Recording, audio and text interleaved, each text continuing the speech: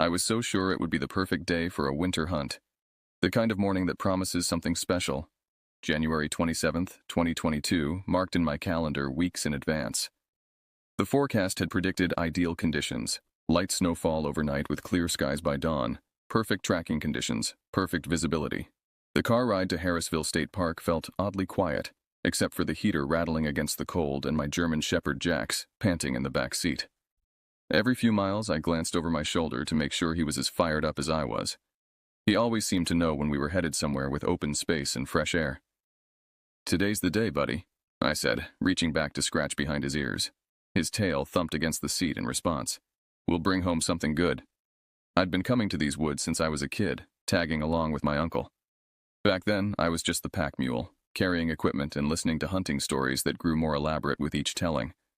Now at 33, I had stories of my own, none quite as impressive as Uncle Roy's, but I was working on it.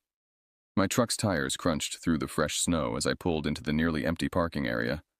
Only one other vehicle occupied the lot, an old blue pickup parked near the trailhead sign. Early bird, I thought, hoping they'd headed in a different direction. I preferred solitude on hunting days. Stepping onto the snow at the trailhead, I noticed how it sparkled under a low gray sky. A deep hush hung over everything. No birds calling, no rustling of leaves, just the crunch under my boots. The crisp bite in the air made me shiver, but I was too eager to let it bother me.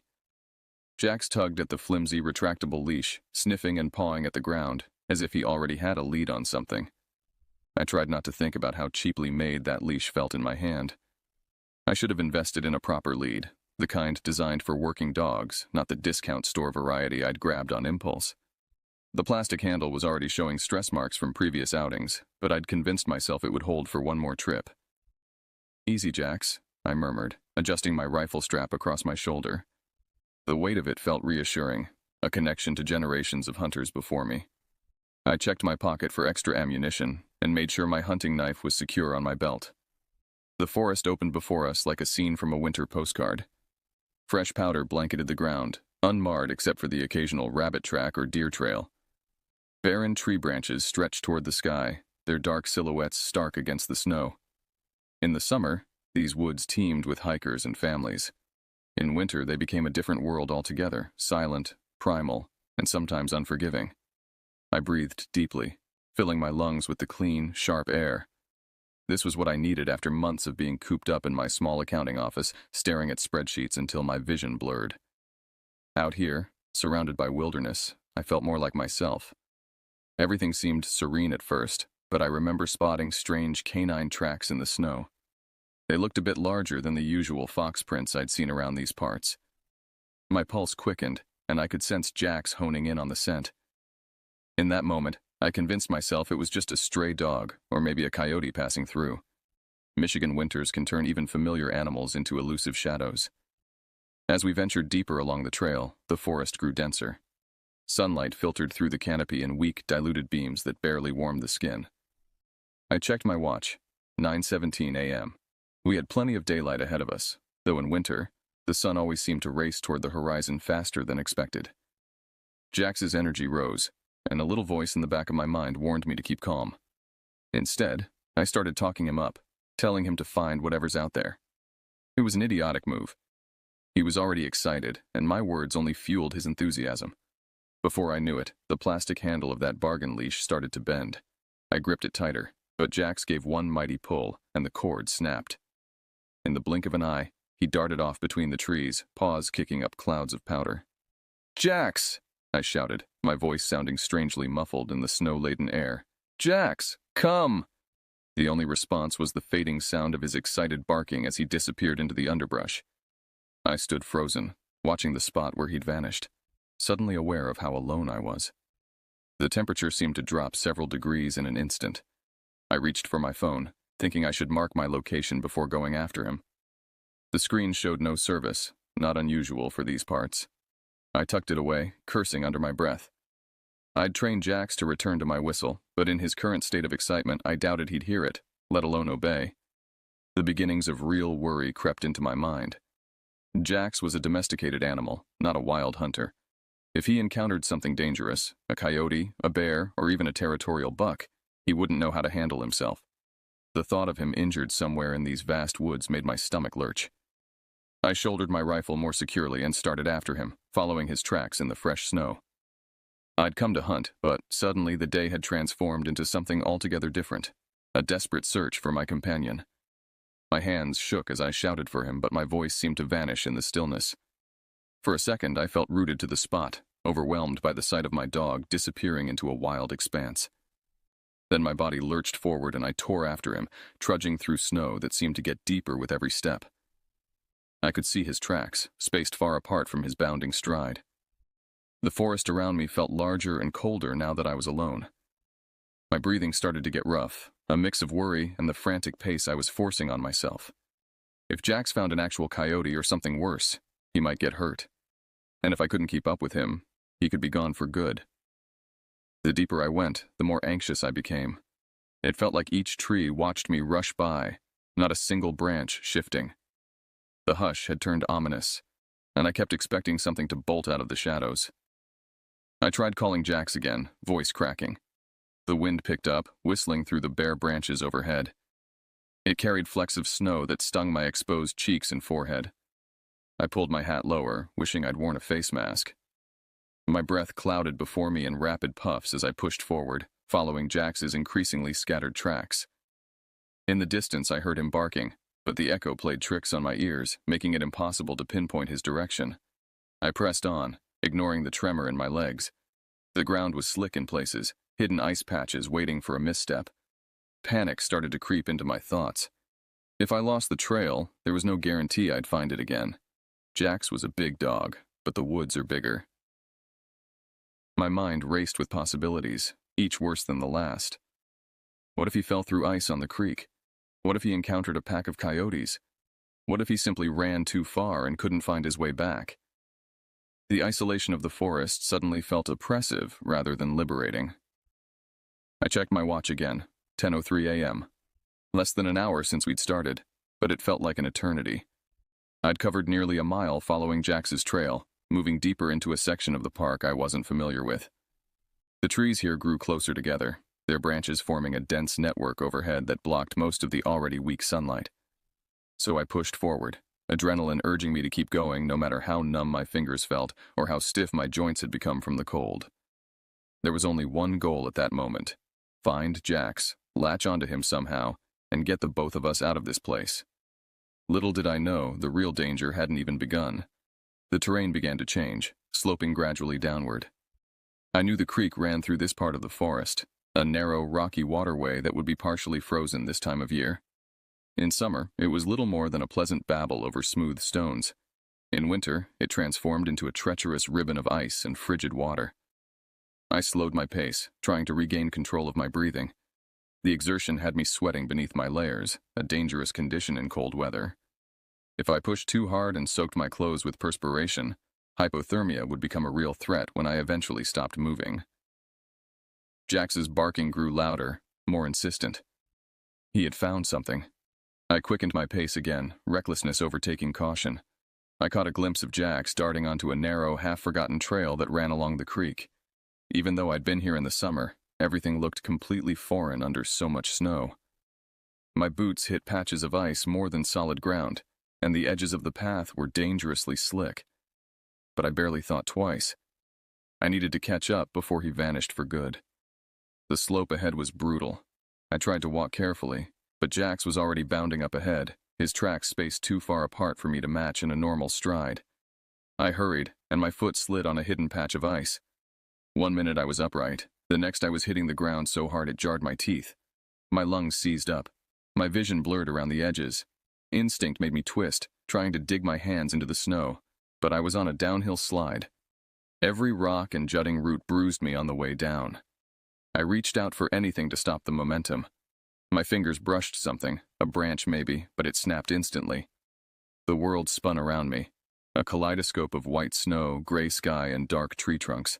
I lost all sense of direction as I tumbled, my rifle tearing free from my shoulder strap and clattering somewhere nearby. Pain exploded in my side as I collided with what felt like a boulder. I gasped, trying to catch my breath, but the momentum carried me further. Time seemed to stretch and compress simultaneously. In reality, the fall probably lasted only seconds, but each impact, each revolution felt like its own distinct moment of terror. I couldn't tell which way was up. All I knew was the sickening sensation of having no control over my body's movement. The hillside rushed by in a blur of white and brown. Then I slammed onto the creek, breaking through a layer of ice that gave way under my weight. The water almost took my breath away. It was a cold so intense my muscles clenched. The shock shot through my limbs, making it hard to think straight.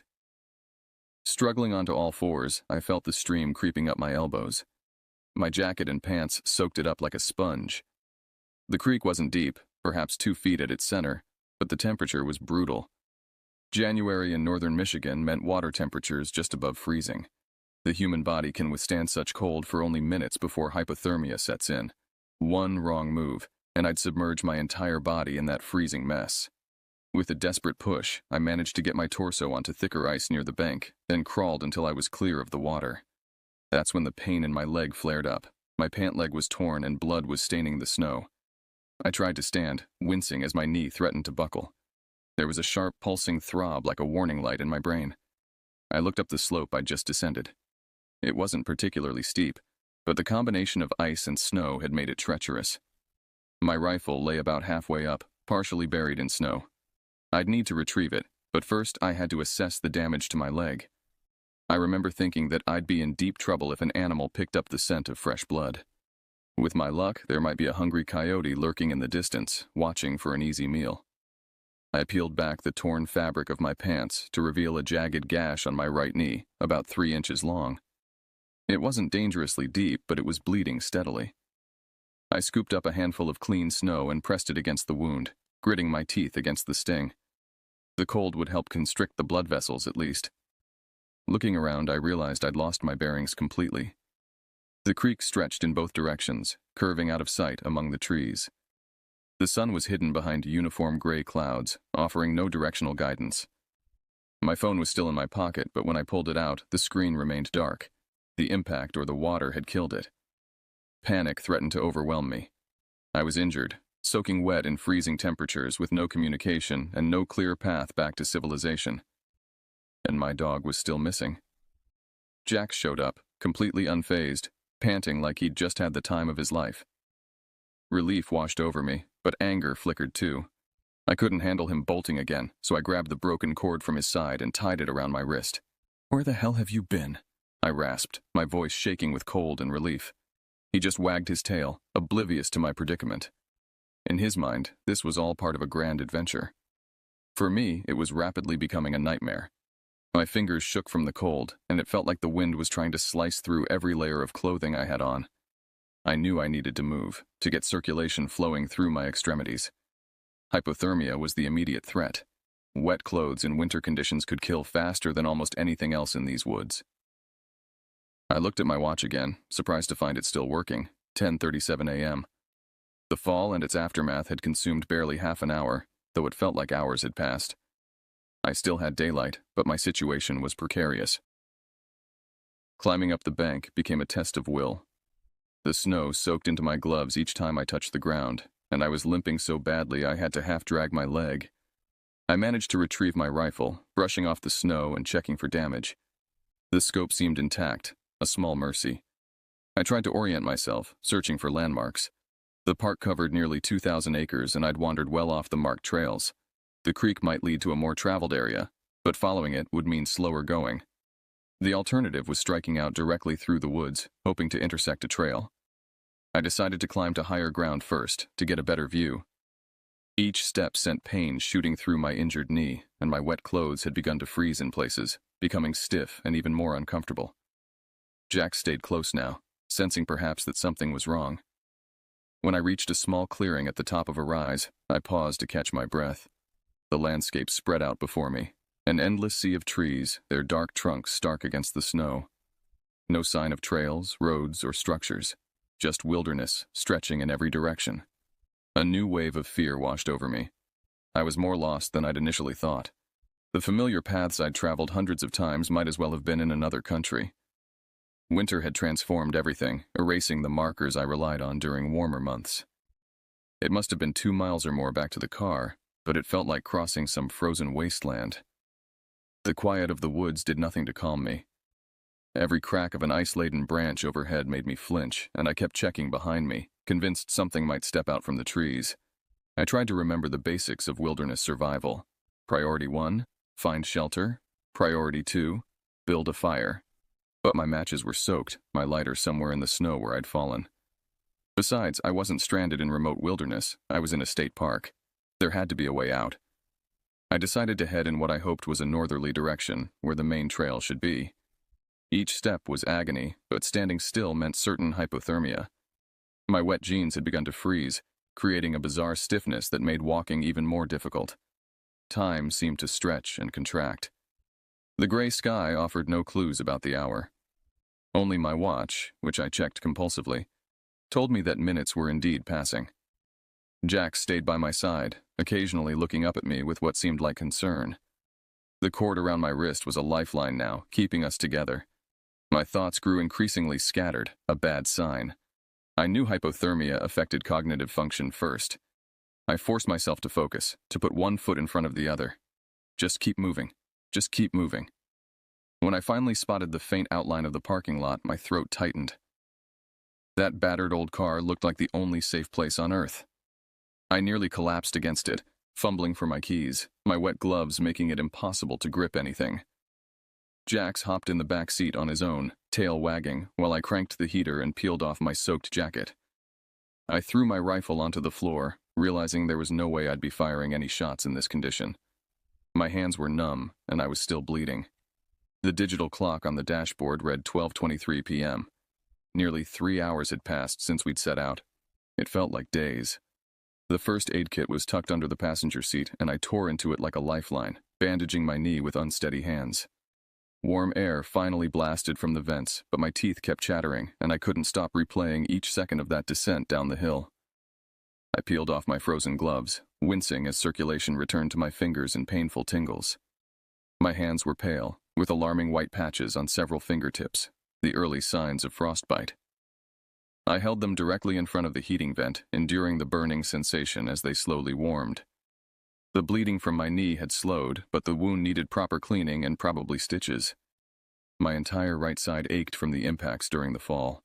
I'd be a mass of bruises tomorrow, assuming I made it to tomorrow. I reached for a bottle of water I'd left in the cup holder, my throat suddenly parched. The liquid was ice cold, but felt like life itself flowing down my throat. I offered some to Jax, who lapped eagerly from my cupped palm. Looking out at the woods through the steaming windshield, I felt a strange mix of emotions: relief at my escape, anger at my own carelessness, and a new respect for the power of nature. Those trees that had seemed so peaceful, so inviting just hours ago, now looked menacing, as if they'd been waiting to claim me. I needed to get to urgent care. The gash in my knee required professional attention, and I needed to be checked for hypothermia. The nearest medical facility was in Harrisville, about 20 minutes away. I wasn't sure I could drive safely, but I had no choice. Eventually, I drove away, the engine's hum mixing with the rush of thoughts in my head. Jax settled in, eyes half closed. I kept glancing at him through the rearview mirror, feeling a jumbled mess of relief, anger, and gratitude. That stretch of creek could have become my grave if I'd hit my head or gone under the ice. The miles slipped by in a haze of slush and salted roads. I kept thinking how close I'd come to not making it out. One broken leash, one moment of distraction, and suddenly nature had me in its teeth, ready to swallow me whole. The urgent care facility was busy with the usual winter casualties: broken wrists from ice falls, children with severe colds, elderly patients with breathing difficulties. I sat in the waiting room, still shivering despite the building's warmth. Jax had to stay in the car, where I'd left the engine running for heat. I checked on him through the window every few minutes, irrationally afraid he might disappear again. When the doctor finally examined me, his expression was grave. "You're lucky," he said, cleaning my wound with antiseptic that stung worse than the initial injury. "Another hour out there in wet clothes and we'd be treating you for severe hypothermia. As it is, you have mild frostbite on your fingers and early hypothermia." He sutured my knee, 7 stitches in total, and wrapped it in clean bandages. "Stay off it for a few days," he advised, "and no more winter hikes alone." I didn't tell him I hadn't been alone. Somehow, explaining about Jax felt like admitting to a deeper failure. that I couldn't even control my own dog, let alone navigate the wilderness safely. The prescription for antibiotics and pain relievers felt like a tangible reminder of my mistake. I paid the bill, grimacing at the cost. Another consequence of my poor judgment. Back in the car, Jax greeted me with his usual enthusiasm. I scratched behind his ears mechanically, my mind still processing the events of the day. I knew I'd need to get my leg checked out. I needed dry clothes and something hot to drink. More than anything, though, I needed to get home, to let the warmth of the house chase away the memory of that frigid water. The drive home was longer than usual, or perhaps it just felt that way. Every bump in the road sent pain shooting through my knee. The heater blasted at maximum, but I still felt a deep chill that seemed to radiate from my bones outward. I passed familiar landmarks, the gas station where I always filled up before hunting trips, the diner where I sometimes stopped for breakfast, the turnoff to my neighborhood. Each sight reinforced that I was returning to safety, to civilization. Yet I couldn't shake the sensation of being watched by something in the woods. By the time I pulled into my driveway, I was exhausted, both physically and mentally. I couldn't decide if I felt lucky or just plain foolish. The house looked like a sanctuary, warm lights glowing in the windows, smoke curling from the chimney where I'd left a fire banked that morning. Jax bounded from the car as soon as I opened the door, eager to return to familiar territory. I followed more slowly, each step a reminder of how close I'd come to disaster. Inside, the warmth enveloped me like an embrace. I peeled off my damp clothes, leaving them in a heap by the door. A hot shower washed away the physical remnants of the ordeal, but the memory remained vivid. The sensation of falling, the crack of ice, the mind-numbing cold of the water. Later, wrapped in a blanket on the couch with Jax at my feet, I sipped hot tea and contemplated how quickly things had spiraled out of control. One moment I was a confident hunter in familiar territory, the next I was fighting for survival. That night, sleep came in fitful bursts. Every time I closed my eyes, I felt myself falling again, heard the crack of ice, felt the shocking cold of the creek water. I'd jolt awake, heart racing, to find Jax watching me with concerned eyes from his bed in the corner. The pain in my knee throbbed in time with my heartbeat, a persistent reminder of my brush with disaster. The antibiotics sat on my bedside table along with the painkillers, which I'd been reluctant to take. Somehow I felt I deserved the pain, a necessary reminder of my foolishness. As dawn broke, I limped to the window and looked out at my backyard. The same snow that had nearly claimed me in the forest now looked benign, even beautiful as it glittered in the first rays of sunlight. Nature's dual faces, serene beauty and merciless killer, had never been clearer to me. I'd been hunting these woods since I was a teenager, had always prided myself on my outdoorsmanship. Yet one moment of carelessness had nearly cost me everything.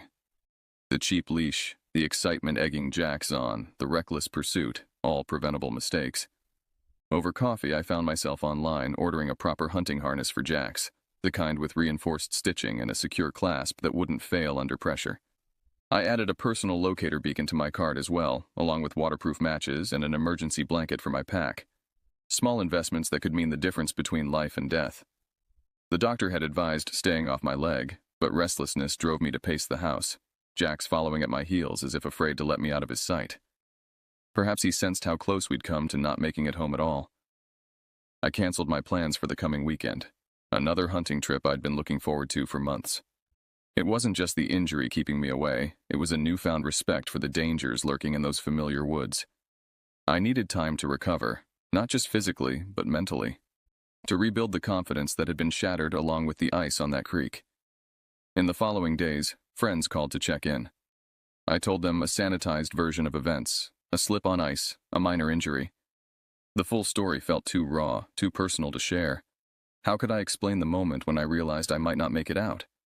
The primal fear that had gripped me as I crawled from that freezing water, the desperate trek back, each step a battle against pain and cold.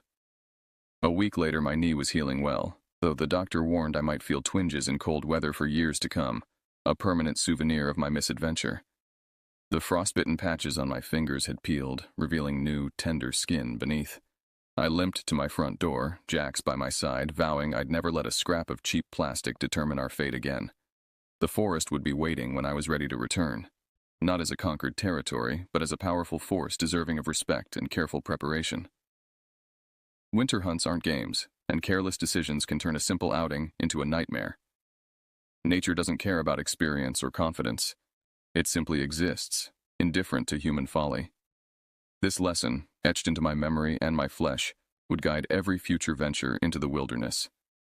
As I scratched Jax behind the ears, watching snowflakes begin to fall outside my window, I felt a complex mixture of gratitude for our survival and humility in the face of forces far greater than myself. I had entered those woods as a hunter, confident and prepared, or so I thought.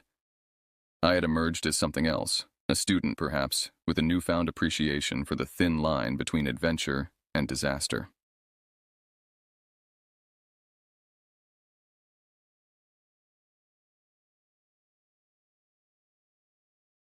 My name is Paul. I've lived in Regina, Saskatchewan all my life, surrounded by endless prairies that stretch toward the horizon like a sea of wheat and grass. The flat landscape can feel isolating, especially in winter when everything freezes over and darkness comes early. I turned 19 last month, in April 2022.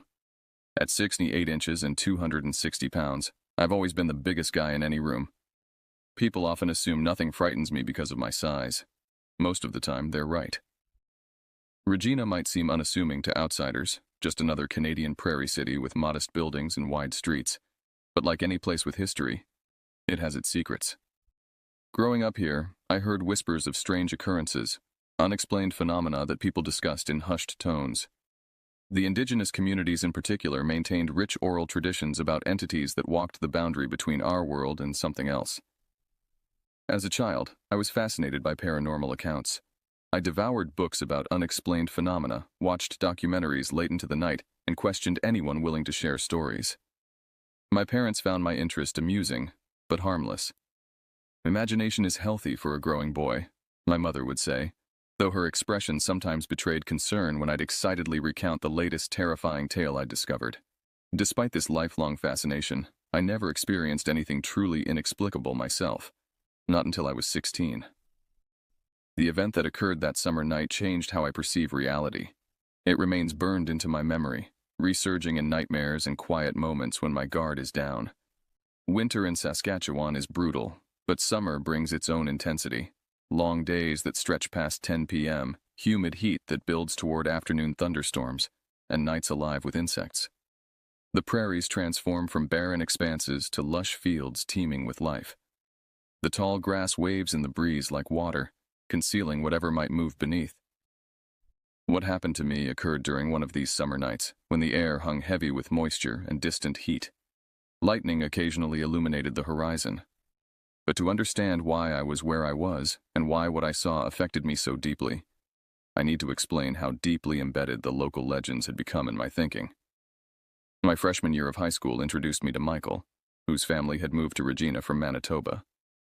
Unlike many teenagers who dismissed local folklore as superstition, Michael approached these stories with respectful curiosity. His father worked in cultural preservation at the Royal Saskatchewan Museum, giving Michael access to accounts and artifacts most people never encountered. "You can't just dismiss things because they don't fit your worldview," Michael told me once as we walked home from school. Indigenous communities have maintained oral histories for generations. Their knowledge of the land and what lives on it goes deeper than most people understand. We spent countless afternoons in his basement, poring over books and discussing theories about the unexplained. It was Michael who first mentioned the Rougarou to me, not in the context of Louisiana where most associate the legend, but as interpreted by local indigenous communities. "The concept exists across cultures," he explained, "a being that shifts between human and animal form, often as punishment for transgression. The French brought the loup-garou concept, but indigenous communities had their own traditions of shapeshifters long before European contact." I remember leaning forward, captivated. "But what exactly is it supposed to be?" Michael's expression grew serious. "Not what most movies portray. It's not just a man who becomes a wolf under the full moon. It's something that exists in between states, neither fully human nor fully animal. Some accounts describe it as having a human body with a canine head, others as walking upright but moving like an animal." "Have there been sightings around here?" I asked. Michael nodded slowly. "More than you'd think, especially on the outskirts of the city, where development pushes into former wilderness. My dad says reports spike during construction projects that disturb previously untouched land." What fascinated me wasn't just the creature itself, but what it represented. The uncomfortable space between known and unknown, between civilization and wilderness. I didn't know then how personally I would come to understand that liminal terror. The summer before my fateful encounter, I began spending time with Jasmine, whose family lived on a reservation about 40 minutes outside Regina. We met through a community basketball program where my height made me valuable despite my mediocre coordination. Jasmine possessed a quiet confidence I admired. When conversation among teens turned to local legends, most would laugh or embellish for dramatic effect. Jasmine never did either. She listened, occasionally corrected details, but mostly remained silent during these discussions. One evening after practice, several of us gathered at a local diner. Someone mentioned recent reports of strange howls heard near the city's edge. Probably just coyotes, Jeremy suggested, reaching for his soda. They sound weirder than people expect. Or someone's dog got loose, Ben added with a shrug. I noticed Jasmine's expression change slightly, a subtle tightening around her eyes. Later, as we walked to the bus stop, I asked her about it. You look concerned back there. Do you know something about those howls? She walked several steps before responding. My grandmother would say that some sounds aren't meant to be heard by human ears. When you hear them, it means boundaries are weakening. What kind of boundaries? Between here and elsewhere. She stopped walking and turned to face me. Paul, my mother's cousin, saw something last month. She was walking home at dusk, took a shortcut near the western edge of the reservation. There's a stretch of tall grass there that separates the homes from the road. I waited as Jasmine seemed to consider whether to continue. She said she felt watched first. That's always the first sign, the feeling of eyes following you, then movement in the grass, but not like wind, more purposeful. She started walking faster, and that's when she heard it breathing. An animal? I asked. She thought so at first. Maybe a coyote or stray dog. But the breathing was wrong, too deep, too controlled. When she looked back, she saw something rising from the grass, standing up on two legs, but not like a person would stand. A chill spread across my shoulders despite the warm evening. What did she do? Ran. Never looked back again. Got home and couldn't speak for an hour, just trembled. Jasmine adjusted her backpack. My grandmother performed a cleansing ceremony for her. Said the creature didn't follow her home, but it had noticed her. And once these things notice you, they remember. I tried to keep my tone light. Do you believe it was real? What she saw? Jasmine's expression remained serious. I believe she saw something that terrified her. Whether it was what the elders call rougarou or something else, I don't know. But Paul, she touched my arm lightly. Be careful in open spaces at night, especially where the prairie grass grows tall. Some things hide in plain sight, waiting for someone to notice them. And once you see them, they see you back. Her warning stayed with me, though I didn't heed it as carefully as I should have. Teenagers often feel a sense of invulnerability, especially teenagers my size. The day leading up to my encounter began ordinarily enough. It was late August 2019, with that peculiar quality of late summer light that seems to stretch impossibly as the season wanes. School would resume in 2 weeks, and I was determined to make the most of remaining freedom. I spent the morning helping my father repair our back deck, the wood having warped during the previous winter's harsh freezes. Manual labor came easily to me given my size, though I lacked the precision my father had developed through years of carpentry work. Hand me that level, he said, wiping sweat from his forehead. As I passed it to him, he paused. Any plans for tonight? Going to Jeremy's. Probably play some games, hang out. He nodded approvingly. Jeremy lived in a good neighborhood, and his parents were the attentive type who actually checked in on what we were doing. Just be home at a reasonable hour. Your mother worries. I agreed without argument. At 16, I'd learned that maintaining my parents' trust afforded me more freedom than pushing boundaries. After finishing with the deck, I showered and texted Jeremy to confirm our plans. Several other friends would be there, Ben, Michael, and a couple guys from the basketball team. We'd planned a marathon gaming session with breaks for pizza and whatever snacks Jeremy's mom would inevitably provide, despite our protests that we could handle our own food.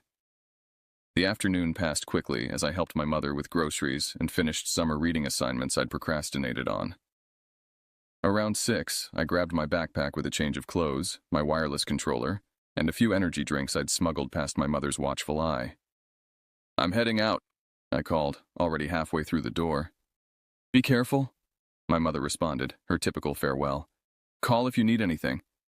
I threw my bag over my shoulder and grabbed my bike from the garage. My car was in the shop, nothing serious, just routine maintenance, so I'd be relying on pedal power. Regina's flat landscape made biking easy, though the distance to Jeremy's house was considerable. I'd done it many times before and thought nothing of the journey home, even knowing it would likely be after midnight when I left. I arrived at Jeremy's house as evening approached. His mother answered the door with her usual warm smile. "Paul, the boys are already downstairs. I've ordered pizza. It should be here in 30 minutes. The basement had been converted into the ultimate teenage hangout. Large TV, gaming consoles, comfortable seating, and a mini fridge Jeremy's parents kept stocked with non-alcoholic options. Michael and Ben were already settled in, controllers in hand, arguing good-naturedly about tournament brackets. "Finally," Ben called as I descended the stairs. "We need a fourth to make this fair." The hours melted away as they often do in good company. We played, ate, talked about girls from school, debated upcoming game releases, and generally existed in that perfect bubble of teenage male camaraderie. No serious concerns, no real-world pressures, just friendship and competition. Around 1 a.m, Jeremy's father came downstairs to remind us of the time. The others were sleeping over, but I hadn't planned to stay. "You sure you don't want to crash here?" Jeremy asked as I gathered my things. "The couch is free." I considered it briefly, but decided against it. "Nah, I promised my mom I'd be home. Besides, I've biked back later than this before." Michael frowned slightly. "It's pretty dark out there." "I've got lights." I patted my backpack where my bike lights were stored. "And unlike you weaklings, I don't fear the night." I flexed dramatically, earning the expected round of groans and insults. If I had listened to that slight hesitation in Michael's voice, perhaps what followed would never have happened. But confidence, some might call it arrogance, is the particular domain of teenage boys who haven't yet learned their limitations. I said my goodbyes and headed upstairs, Jeremy following to lock the door behind me. "Text when you get home," he said, our usual practice when any of us traveled alone at night. "Will do." I secured my backpack, attached my lights to my bike, and pushed off into the darkness, completely unaware that in less than 30 minutes, my understanding of the world would fundamentally change. The night air had cooled considerably, a welcome relief after the day's humidity. Regina's streets were largely deserted, with only occasional cars passing, mostly taxis and late-night workers heading home. The city takes on a different character after midnight. Familiar landmarks cast unusual shadows, and sounds carry differently through the quiet. My route home from Jeremy's house normally took about 30 minutes at a casual pace. I could cut it to 20 if I pushed myself, which I often did during daylight hours. At night, I typically followed the most well-lit streets, even though this added distance. But that night, feeling restless and energetic from the hours of competition, I decided to take the shorter route that would lead me past Wascana Park and down a long, straight road that ran alongside a large open field. The main streets posed no issues. Streetlights illuminated my path, and the rhythm of pedaling lulled me into that meditative state cyclists often experience, mind-wandering while body works automatically. I thought about school starting soon, about college applications I would need to prepare in the coming year, about the girl in my chemistry class I hoped would be assigned as my lab partner again. As I turned onto the less populated street that would take me past the park, the darkness intensified. Here, streetlights were spaced farther apart, creating pools of illumination with stretches of shadow between them. To my left stretched Wascana Park, normally a beautiful green space in daylight, now transformed into an impenetrable wall of blackness. To my right stood houses, most with lights off at this hour, their occupants long since retired for the night. I'd traveled this route many times before without incident, but something felt different. The sensation came gradually, an awareness that pricked at the edges of my consciousness, like the moment before thunder when the air seems to hold its breath. I found myself glancing repeatedly toward the park, squinting to penetrate the darkness. Nothing moved there, at least nothing I could see. Yet the feeling of being observed intensified with each passing minute. I increased my speed, shifting my bike to a higher gear. The cool air now felt uncomfortably cold against my face as I picked up pace. "Just your imagination," I muttered to myself, the sound of my voice strangely muffled in the night air. "Michael's story's getting to you." But the sensation persisted, that crawling awareness of being tracked, studied. Prey animals must feel this way when predators fixate on them from concealment, I thought. The idea did nothing to comfort me. my eyes strained to monitor my surroundings while still watching the road ahead. The path ran straight for nearly a mile, making it impossible to quickly reach the safety of more populated areas. The rational part of my brain insisted nothing was wrong, that I was allowing stories and darkness to affect my perception. But more primitive instincts, the ancient human fear of being hunted, overrode logic. I pedaled harder, pushing my muscles to increase speed. Wind rushed past my ears, partially drowning out other sounds, which somehow made me more uneasy rather than less. I couldn't hear if something was approaching over the sound of my own movement. That's when I noticed a movement in my peripheral vision, something keeping pace with me in the park to my left. The darkness made details impossible to discern, but something large was definitely moving parallel to my route, just beyond the reach of the intermittent streetlights. My heart rate, already elevated from exertion, now pounded painfully against my ribs. Fight or flight response flooded my system with adrenaline, pushing me to greater speed. I threw the gears into their highest setting and pumped my legs with desperate energy. Whatever moved in the darkness matched my increased pace effortlessly. It stayed carefully within the shadows, never venturing into the spill of light from the street lamps. This deliberate avoidance of illumination struck me as terrifyingly intentional. Not the behavior of an animal operating on instinct, but something with calculation and purpose. The distance to the end of the street seemed to stretch impossibly. Each revolution of my pedals felt like it covered less ground than it should, as though the road itself was extending before me.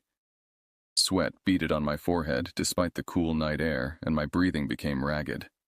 What terrified me most wasn't the presence of something tracking me. It was the growing certainty that it was waiting for something, playing with me. It could have overtaken me already if speed was its only objective. The realization sent waves of fresh fear through my body. The intersection that marked the end of this nightmarish stretch finally came into view, a junction where the road met a pedestrian underpass that tunneled beneath railway tracks. Once through that underpass, I'd be back in a well-populated area, just minutes from home. Safety seemed tangibly close. As I approached the intersection, the movement in the park stopped. Through my terror, curiosity compelled me to glance left one final time. What I saw froze the blood in my veins. Standing at the edge of the park, precisely at the boundary where darkness met the weak illumination of the distant streetlight, was a figure. At first glance, its silhouette suggested a large dog or perhaps a wolf, though neither should exist in urban Regina. But as I slowed slightly, my body betraying my mind's command to keep moving, the figure rose. It stood on its hind legs in a motion no natural animal could accomplish. The transformation from quadruped to biped happened with disturbing fluidity, like watching oil pour upward against gravity. What had seemed dog-like in profile now towered at a height that matched or exceeded my own considerable stature. The creature's proportions were wrong in ways my mind struggled to process. Its torso approximated a human form, but with shoulders too broad and a waist too narrow. The arms hung unnaturally long, extending well past where knees would be on a human. Each hand, if such appendages could be called hands, terminated in elongated digits tipped with what appeared to be claws that captured and reflected the distant streetlight. Most disturbing was its head, unmistakably canine in structure but larger than any wolf or dog I'd ever seen. The snout protruded with unnatural length, and even at this distance, I could make out teeth visible beyond closed jaws. But it was the eyes that truly horrified me. They caught the meager light and reflected it back as twin points of amber luminescence. Unlike animal eyes that simply reflect light mechanically, these possessed awareness, intelligence that observed and calculated. They fixed on me with predatory focus and something worse, recognition. We regarded each other across the distance for what felt like minutes, but must have been mere seconds. It made no move to approach, yet I felt its attention like a physical weight. Its chest expanded with deep, controlled breathing after the exertion of pacing me. The sound carried across the empty street, a rasping inhalation too deep and resonant for its frame, as though the lungs inside were larger than its exterior suggested possible. The creature's fur appeared matted and coarse, a color that blended perfectly with the dead prairie grass surrounding it. Not the rich brown or gray of healthy wildlife, but a sickly yellowish tan, like vegetation left too long without water. It seemed simultaneously solid and insubstantial, as though it might dissolve back into the landscape that had concealed it. What happened next broke the paralysis that had momentarily overtaken me. The thing tilted its head slightly, a terrifyingly human gesture of curiosity, and took one deliberate step forward. The movement conveyed clear intent, and survival instinct finally overcame my shocked immobility. I wrenched my attention away and pedaled with renewed desperation toward the underpass. My tires squealed against the pavement as I took the turn too quickly, nearly losing control. The darkness of the tunnel loomed before me, and for an instant I hesitated. What if it was waiting there, using the underpass to trap me? No choice remained but forward movement. I plunged into the tunnel, the sound of my breathing and bicycle wheels echoing chaotically off the concrete walls. The distance through the underpass was perhaps 30 meters, but it stretched endlessly before me, darkness broken only by my bike's front light casting disturbing, elongated shadows. Halfway through, terror compelled me to look back. The entrance to the tunnel framed a silhouette, the creature standing upright at the mouth of the underpass. It made no move to follow, but watched with that same terrible intentness. The message seemed clear. It could pursue if it wished, but was choosing not to. The boundary, perhaps the proximity to more populated areas beyond, had given it pause. I emerged from the opposite side, gasping for breath, and found myself on familiar streets lined with houses and apartments. Distant traffic sounds provided comfort, the reassuring noise of normal human activity. When I glanced back one final time, the tunnel entrance stood empty. The remaining distance home passed in a blur of frantic pedaling. I ran red lights, cut across lanes without checking for cars, and pushed my speed beyond safety. Nothing mattered except putting distance between myself and what I'd seen.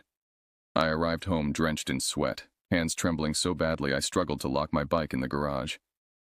The house stood dark, except for the porch light my parents always left on when I was out.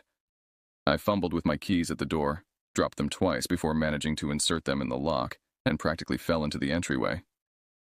The normalcy of our family home, the familiar smell of furniture polish my mother used, the quiet hum of the refrigerator, the family photos lining the hallway, created a surreal contrast to what I'd just experienced.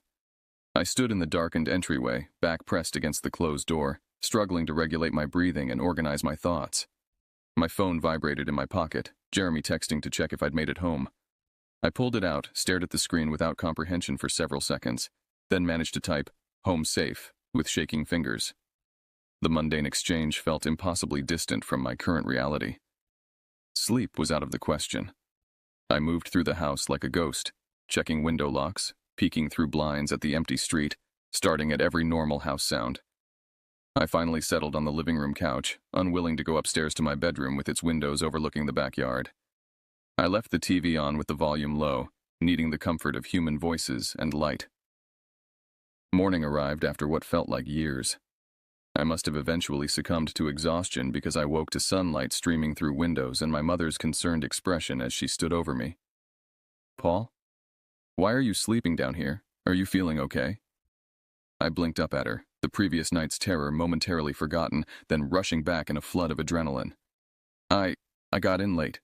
Didn't want to wake anyone." She frowned, not believing me, but not pushing further. "You're pale. Are you coming down with something?" "Maybe." The excuse was welcome. Just tired.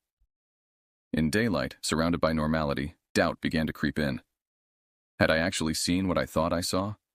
The human mind can play extraordinary tricks, especially in darkness, when primed by stories and operating under fatigue.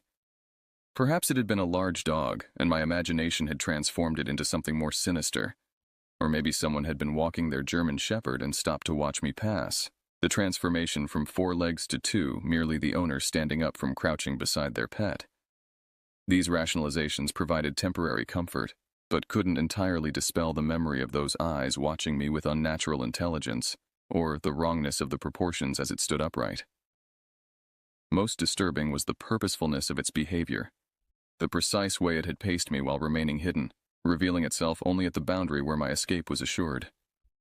I spent the day in a fog, moving mechanically through household chores, responding to texts from friends with brief, uninformative replies. My parents exchanged concerned glances, but attributed my behavior to typical teenage moodiness or possible illness. That evening, I researched local wildlife on my laptop. Regina has coyotes in surrounding areas, occasionally venturing into parks, but nothing approaching the size of what I'd seen. Wolves are extremely rare in the region. No bears had been reported near the city in decades. I expanded my search to include cryptid legends and found myself on websites discussing dogmen sightings across North America. The descriptions matched disturbingly well with what I'd encountered. The height, the inappropriate proportions, the intelligence in the eyes, the tendency to track targets before revealing themselves.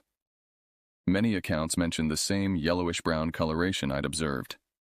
Most disturbing were the maps showing clusters of sightings. While most concentrated in wooded regions of Michigan, Wisconsin, and the Pacific Northwest, a small but significant cluster appeared in the prairie provinces of Canada, particularly near boundaries between developed areas and open grassland.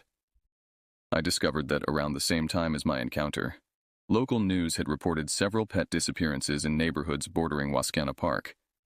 The articles attributed the incidents to coyotes or feral dogs, with animal control officials urging residents to keep pets indoors at night. One interview with a distraught pet owner described hearing something large moving through their yard before their dog disappeared without trace. The more I read, the more my certainty grew. What I had seen wasn't imagination or mistaken identity. Something existed in the liminal spaces of Regina, something that most people would never encounter because they didn't venture into those boundary zones at the wrong hours. 3 years have passed since that night. I've never again taken that route after dark, rearranging my entire life to avoid being in certain areas at certain times. My friends noticed the change, how I became adamant about leaving gatherings before sunset, or insisting on driving rather than biking, even in perfect weather. Most attributed it to some undisclosed incident, and eventually stopped questioning. Only Michael seemed to understand without explanation. When I finally mentioned having seen something unusual near Wascana Park, he didn't press for details but nodded with somber recognition. "Some things are better left unacknowledged," he said, then added more quietly, "Did it see you?" The question struck me as odd yet perfectly aligned with my experience. "Yes," I answered. "It definitely saw me." Michael's expression darkened. "Be careful then. Recognition goes both ways." I've researched extensively since then, looking for scientific explanations or similar accounts. Zoologists dismiss the possibility of undiscovered large predators in populated areas. Psychologists suggest shared cultural narratives shape perception of ambiguous stimuli, explaining consistent descriptions across separate sightings. Yet neither explanation satisfies me. What I encountered possessed physicality and purpose that transcended hallucination or misidentification. The way it moved, the deliberate nature of its actions, the intelligence evident in its observation, these aspects cannot be dismissed as tricks of light or imagination. I've spoken with Jasmine a few times since then. Without sharing my experience, I asked more about her community's understanding of the Rougarou and similar entities. "Our elders say these beings exist in between, not fully of this world or another," she explained. "They're drawn to thresholds, to people who walk the edges. Some believe seeing them marks you somehow." "Marks you how?" I asked, trying to keep my voice casual. She considered before answering. "As someone who has glimpsed beyond normal perception, it creates a connection, an awareness that flows both ways." Her words resonated uncomfortably. Since that night, I've experienced moments of inexplicable unease, sudden certainty of being watched when alone in open spaces, even in broad daylight. Dreams where I'm running along endless prairie paths with something keeping pace just beyond sight. The sensation intensifies near boundaries, where urban development meets natural spaces, where light gives way to darkness. I'm 19 now, preparing for university next fall. I've chosen a campus in Vancouver, as far from the prairies as I can reasonably go while staying in Canada. Perhaps distance will weaken whatever connection was established that night. Perhaps different terrain, different boundaries, will offer protection that familiarity cannot. But in quiet moments, when I'm most honest with myself, I acknowledge the truth. What I saw changed me fundamentally. Not because it revealed monsters exist, but because it revealed the world is not what we pretend it to be. Reality has seams, places where the familiar gives way to something else. Most people move through life never glimpsing these ruptures. I no longer have that luxury. Having seen beyond the veil, I cannot unsee it. And sometimes, in the moment between wakefulness and sleep, I'm overwhelmed by the certainty that something waits patiently for our paths to cross again, something that remembers me as clearly as I remember it. The prairies hold secrets beneath their seeming emptiness, They conceal watchers in the waving grass. I know this now, and the knowledge itself forms a boundary I can never recross, separating who I was before that night from who I have become since. Some doors, once opened, cannot be closed again.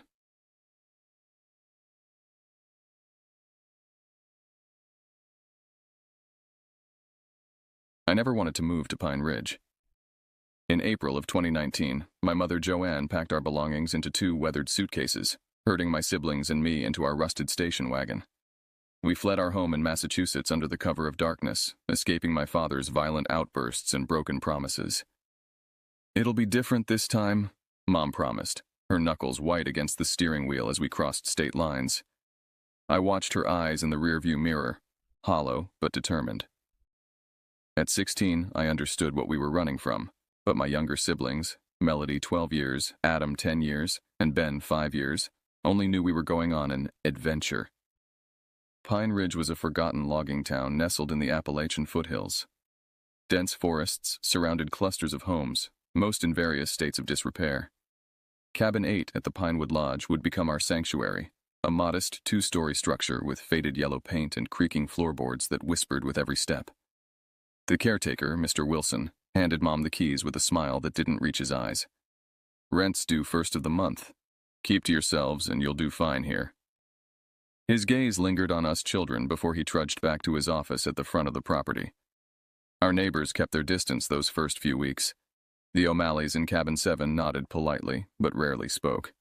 The Huttons across the way had a boy named Justin about Adam's age, but his mother watched him like a hawk whenever he ventured outside. Mom found work at the local diner, serving breakfast to truckers passing through on Route 16. I enrolled at Pine Ridge High School, where students stared at me with undisguised curiosity. The outsider, the newcomer with secrets. "Everyone has something to hide in Pine Ridge," a girl named Heidi whispered to me during lunch my first day. "You'll learn that soon enough." I dismissed her warning as small-town paranoia. We'd escaped the danger. We were safe now, building a new life away from Dad's rage. Cabin 8 might have been drafty, with water stains spreading across the ceiling and windows that rattled in the wind. But it was ours. How wrong I was to think we'd found safety. If I could go back to those early days, I'd pack our bags and drive until Pine Ridge was nothing but a distant speck in our rearview mirror. But hindsight offers no salvation, only regret that festers like an open wound. By summer, our lives had fallen into a predictable rhythm. Mom worked double shifts while I watched my siblings. Melody, ever the responsible one, helped with household chores. Adam made friends with Justin Hutton despite Mrs. Hutton's obvious disapproval. Ben adjusted the quickest, finding wonder in the forest that bordered our backyard. "Don't go past the creek," I warned them daily. Something about those woods made my skin crawl. Perhaps the unnatural silence that descended when you ventured too far in, or the way shadows seemed to move independently of the trees that cast them. Our neighbors remained distant, though Mr. Wilson sometimes lingered near our cabin, watching us through cigarette smoke. When questioned about repairs, the bathroom sink that perpetually dripped or the back door that wouldn't lock properly, he'd promised to get around to it before disappearing for days. I befriended Heidi from school, though her peculiar intensity sometimes unnerved me. She knew everything about everyone in Pine Ridge, including details that seemed impossible for a teenager to access. The Huttons moved here after their oldest son disappeared, she told me one afternoon as we walked home. "And Mr. Wilson? He served time for something bad, real bad. Records are sealed, though." "How do you know all this?" I asked. She shrugged. "My mom works at the county clerk's office. I listen." In July, Mom brought home a man named Ray, who worked as a mechanic at the garage by the diner. He had weathered hands and a gentle smile, but his eyes held a sadness I recognized from my own reflection. They'd sit on our porch after dinner, speaking in hushed tones while nursing beers. "I like him," Melody confessed one night as we washed dishes. "He fixed my bike without asking for anything." I remained skeptical. Men like my father had taught me to question kindness that came without conditions. As summer waned, strange occurrences began plaguing our cabin. Items moved overnight. Ben's teddy bear relocated to the kitchen table, Mom's work shoes found in the bathtub. The telephone rang at odd hours, silent on the other end. I'd wake to find doors we'd closed standing open, windows we'd locked unlatched. Old houses settle. Mom dismissed my concerns. The wind plays tricks.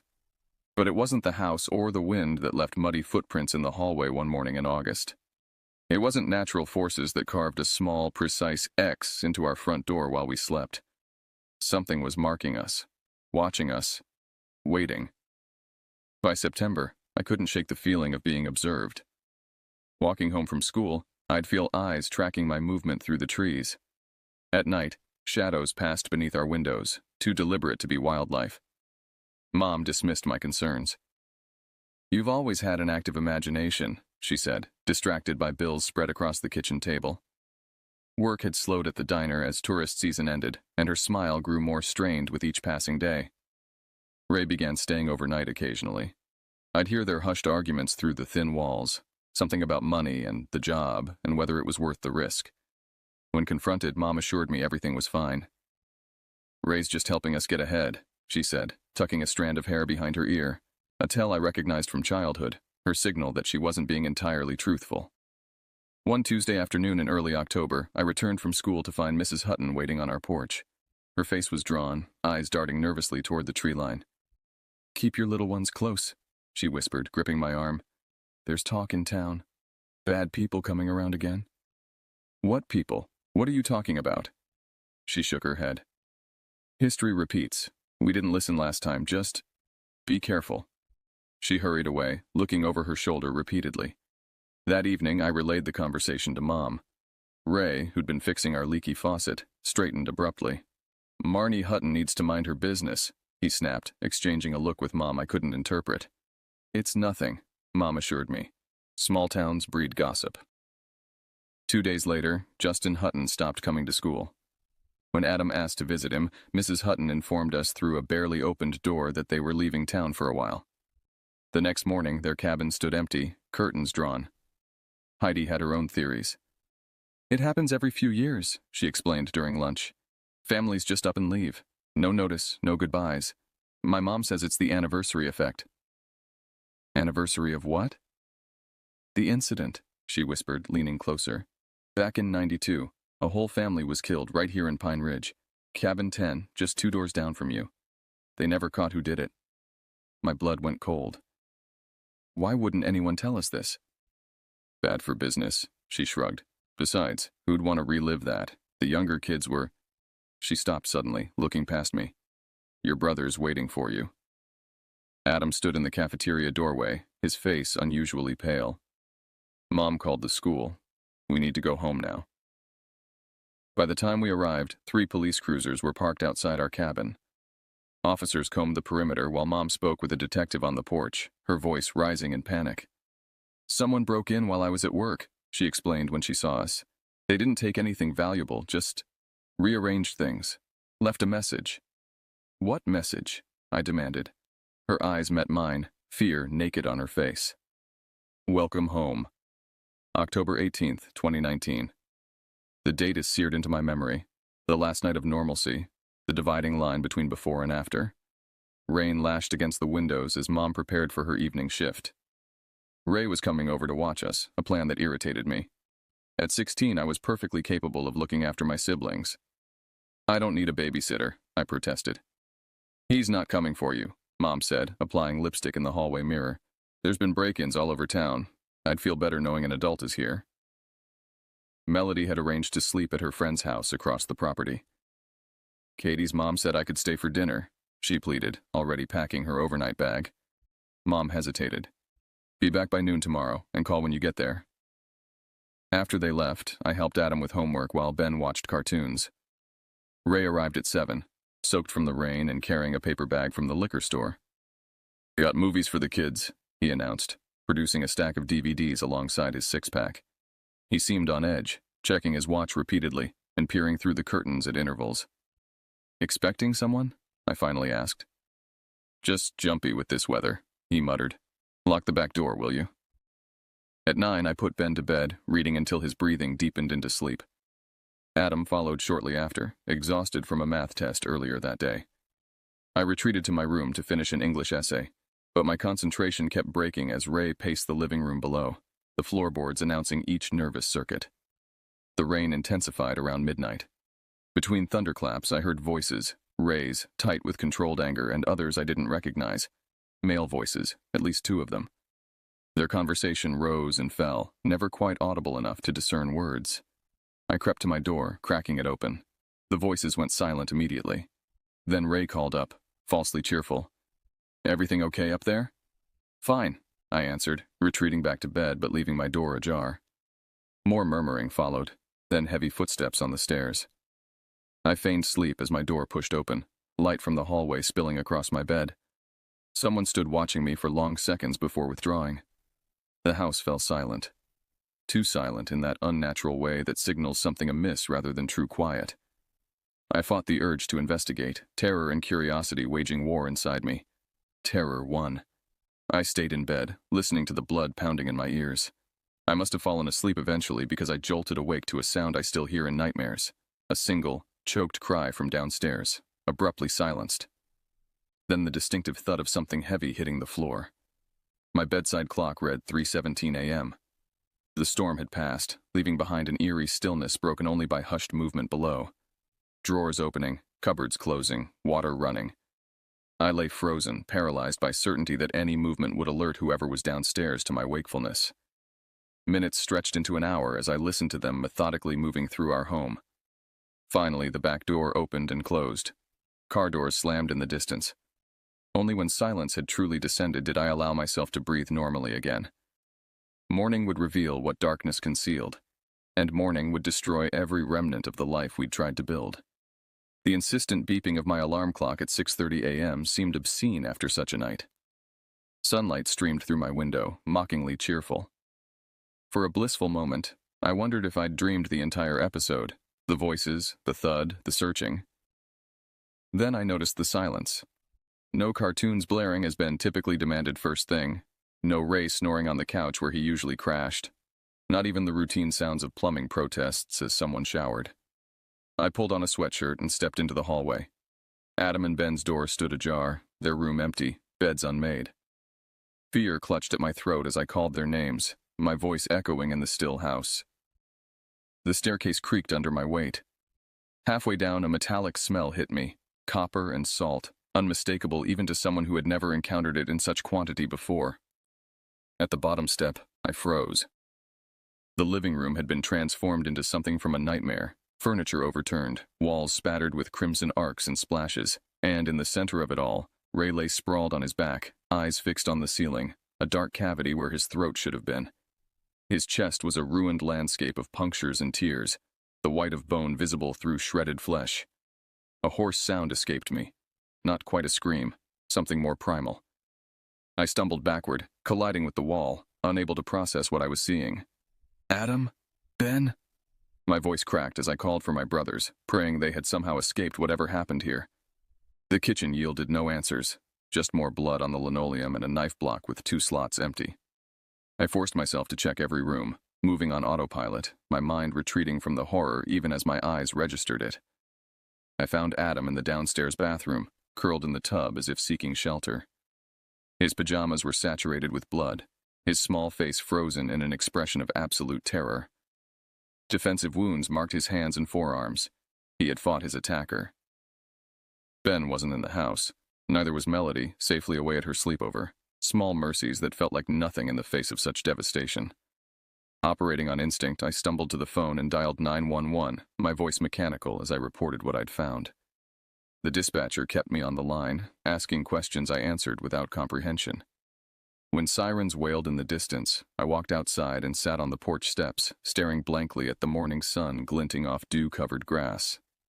Within minutes, our quiet property became a chaos of police cruisers, ambulances, and eventually, crime scene vans. Officers cordoned off our cabin with yellow tape while neighbors emerged to stare, hands covering mouths in shock or whispers. Detective Russell Mason arrived an hour later, a heavyset man with penetrating eyes that seemed to catalog every detail. He sat beside me on the steps, neither too close nor too distant. "I need to ask you some difficult questions," he said, voice gentle yet firm. "Can you help me understand what happened here?" For the next 2 hours, I recounted everything. Our move to Pine Ridge, Ray's relationship with Mom, the strange occurrences leading up to last night, and the voices I'd heard. As I spoke, I watched officers carrying sealed evidence bags from our home, each potentially containing some fragment of the life that had been shattered overnight. "Where's my mother?" I finally asked. "Someone needs to tell her." Mason's expression shifted almost imperceptibly. "We're trying to locate her now." "When did you last see her?" "She left for work around 6 last night. The diner. She works the evening shift." He nodded, making a note. "And she didn't come home last night?" A new fear bloomed inside me. "She sometimes stays with friends if she works late. Have you checked the diner?" "We're checking everywhere," he assured me, but something in his tone made my stomach clench. I learned later that Mom never arrived for her shift. Her car was found abandoned at a rest stop 50 miles north, keys still in the ignition. Her purse sat on the passenger seat, untouched. And Ben, my sweet innocent brother, remained missing, his absence a wound that bled hope with each passing hour. The days following the murders blurred together in a haze of police interviews, funeral arrangements, and unanswerable questions. Melody and I moved into a temporary foster home in town while the investigation continued. She barely spoke, her eyes vacant, occasionally asking when Mom would come get us, a question I couldn't bear to answer honestly. Detective Mason became a constant presence, sometimes sitting silently with us, other times gently probing for any remembered detail that might help their investigation. I learned to recognize the slight furrow in his brow that appeared whenever I mentioned Ray's mysterious friends, or the break-in days before the murders. "We found something interesting," he told me 2 weeks after that night. We sat in his cluttered office at the police station, away from Melody's ears. Ray Winters wasn't his real name. He was Raymond Garrett, wanted in 3 states for fraud and suspected involvement in organized crime. I stared at the mugshot he slid across the desk, Ray looking younger, harder, his eyes calculating rather than sad. Was he the one who... "We don't think so.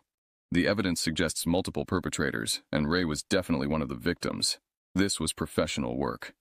Mason chose his words carefully. "We believe your family got caught in something bigger than you realize." Headlines in the local paper screamed, "Pine Ridge Horror, History Repeats," and "Cabin Murders Echo 1992 Tragedy." Journalists camped outside the police station, shouting questions whenever I appeared.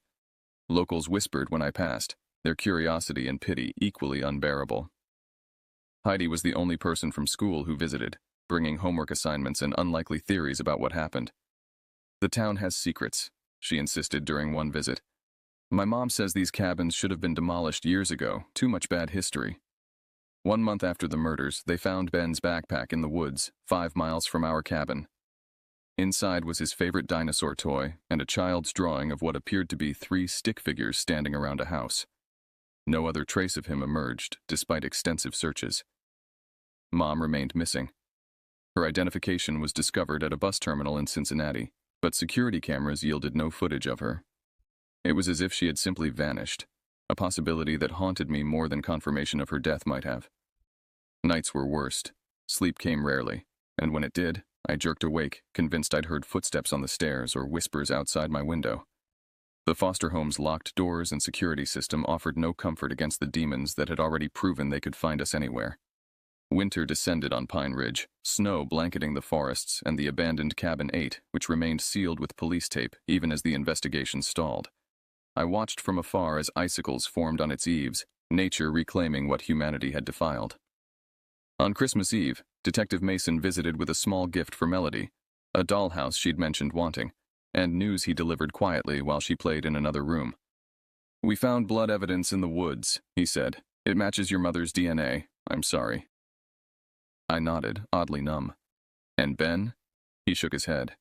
"Nothing conclusive. We'll keep looking."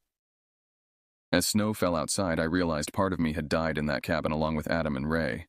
The person I'd been before, the 16-year-old with dreams and petty concerns, was gone, replaced by someone who understood how quickly safety could become an illusion, how thoroughly evil could destroy everything you loved. "Will you ever find who did this?" I asked Mason as he prepared to leave. He paused at the door, his expression somber. "I promise you this, I won't stop looking until I do." A promise I clung to through the darkest nights, even as I began to understand that some mysteries remain unsolved, some wounds never heal, and some predators never face justice. January 2022. I turned 19 in a small apartment in Burlington, 3 hours and a lifetime away from Pine Ridge. Melody, now 15, had adapted better than anyone expected, throwing herself into schoolwork and dance classes with the resilience of youth. Our new guardian, Aunt Patricia, our mother's cousin who'd emerged from obscurity after the murders, provided stability, if not warmth.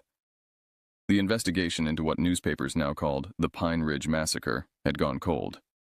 Detective Mason still called monthly with updates that weren't really updates, his voice increasingly apologetic. I'd stopped expecting closure but appreciated his stubborn refusal to abandon us. I deferred college, working instead at a local bookstore while attending therapy sessions mandated by victim services. The therapist called it complicated grief, mourning without resolution, healing without answers. She encouraged journaling, which I attempted half-heartedly, finding it impossible to translate horror into words. On the third anniversary of that night, I received a plain manila envelope addressed to me at the bookstore rather than our home. No return address. Inside was a single photograph. Our family standing outside cabin 8 the day we moved in, smiling nervously at our fresh start. I hadn't seen this photo before.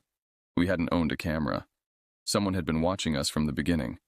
On the back, written in neat block letters, "Still thinking of you."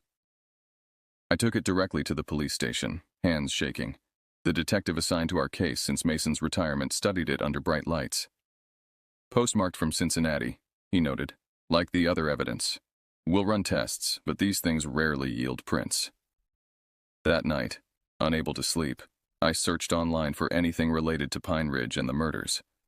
Among dozens of articles I'd already read, one headline from a week earlier caught my attention. "Human remains discovered in Appalachian wilderness." The article described hikers finding partial skeletal remains near an abandoned hunting cabin 60 miles from Pine Ridge. Authorities were working to identify the victim, believed to be a child between 5-7 years old. My heart pounded as I dialed Mason's home number, saved years ago but never used. He answered on the fourth ring, voice thick with sleep. "The remains they found," I said without preamble. "Is it Ben?" Silence stretched between us, then softly, "We're waiting on dental records, but yes, we believe so." I hung up without responding, something cold and resolute crystallizing inside me. For 3 years, I'd waited for justice to find us. Perhaps it was time to reverse the equation. The next morning, I called in sick to work and drove to the library's public computers.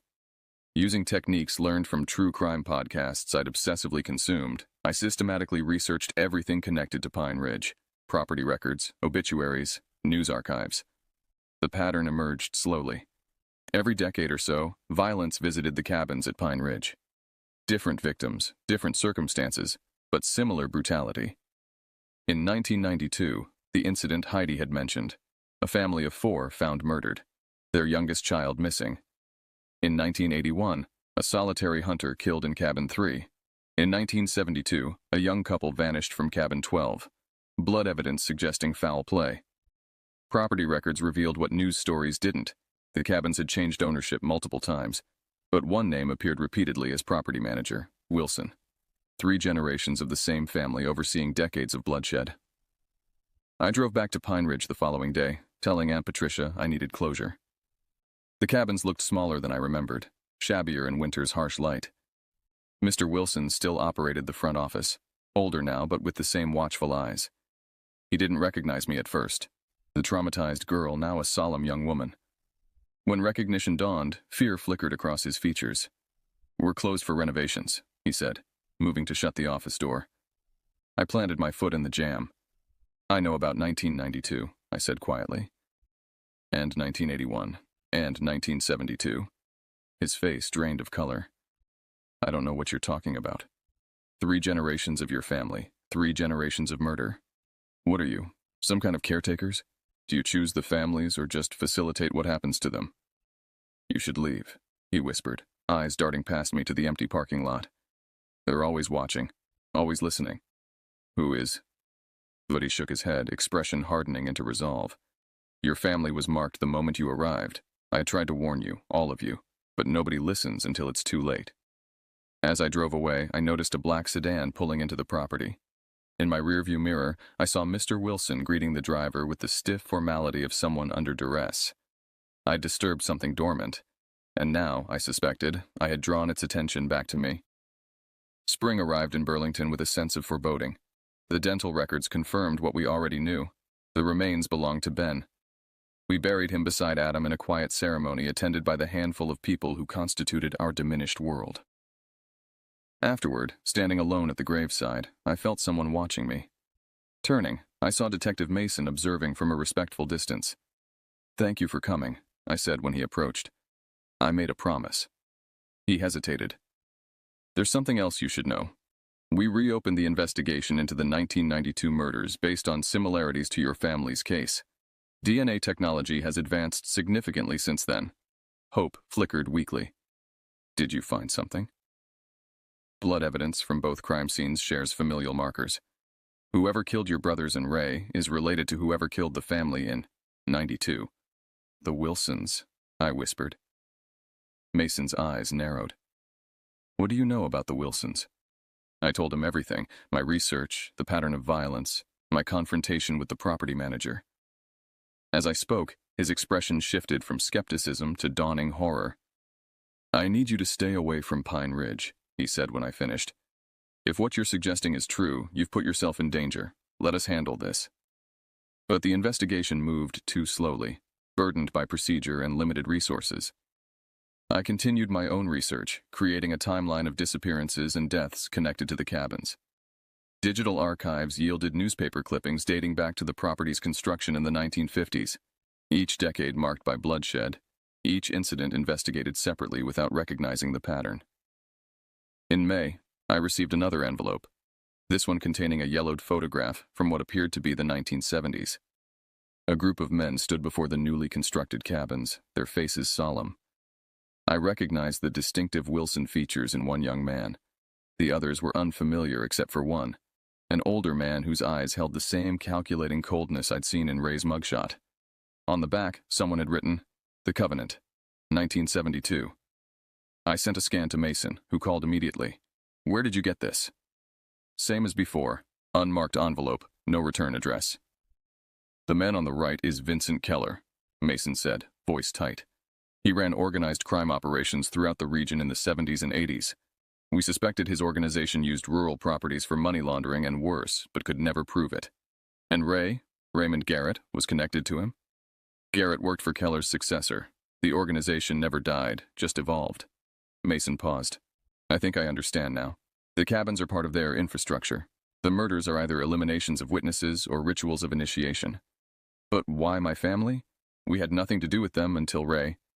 Your mother may have known more than you realize. We found evidence she'd been in contact with federal investigators before your move to Pine Ridge. She may have been informing on Garrett." The truth hit like physical pain. Mom had led us into danger thinking she was escaping it. Ray wasn't our protector, he was our surveillance. And when whatever operation they were running required elimination of witnesses, we became expendable.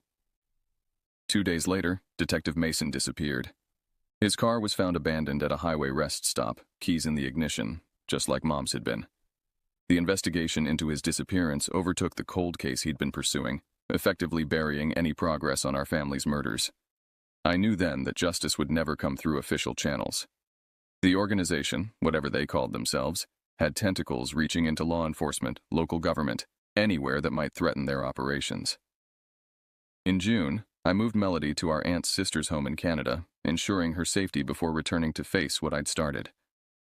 I rented a room in a motel 20 miles from Pine Ridge and began surveillance of my own, photographing visitors to the cabins, noting license plates, building the case no one else would pursue. On the anniversary of our arrival at Pine Ridge, I returned to Cabin 8, now renovated and rented to a new family with young children.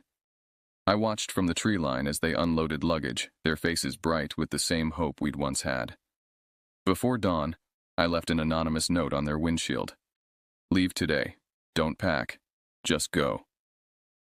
Attached was the photograph of the Covenant and newspaper clippings of previous murders. They were gone by noon. That night, I noticed a black sedan parked near my motel, the same vehicle I'd seen at Pine Ridge months earlier. They had found me, just as I knew they eventually would.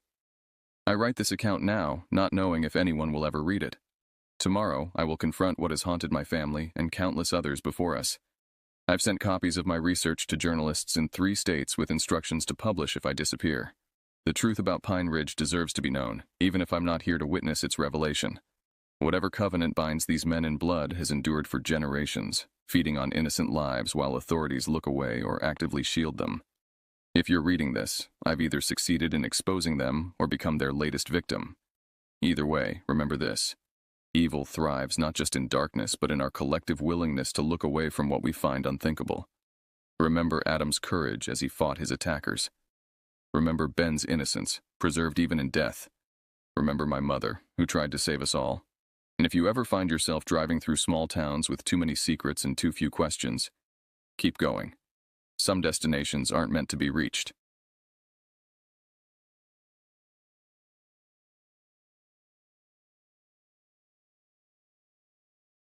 The Arizona wilderness stretched before me like a sleeping giant as I trudged deeper into the forest.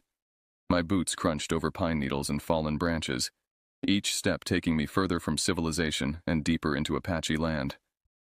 The military-issue compass I carried seemed to wobble indecisively in my palm, as if the very earth beneath these ancient pines rejected modern instruments. I am Tarek White Eagle Johnson, though the Army knows me simply as Sergeant Johnson. My grandfather was full-blooded Chiricahua Apache, my grandmother Navajo, and they raised me on stories of these mountains after my parents died in a car crash when I was 7. Now I found myself back among the whispering pines that had populated my childhood dreams, though under circumstances I never could have imagined.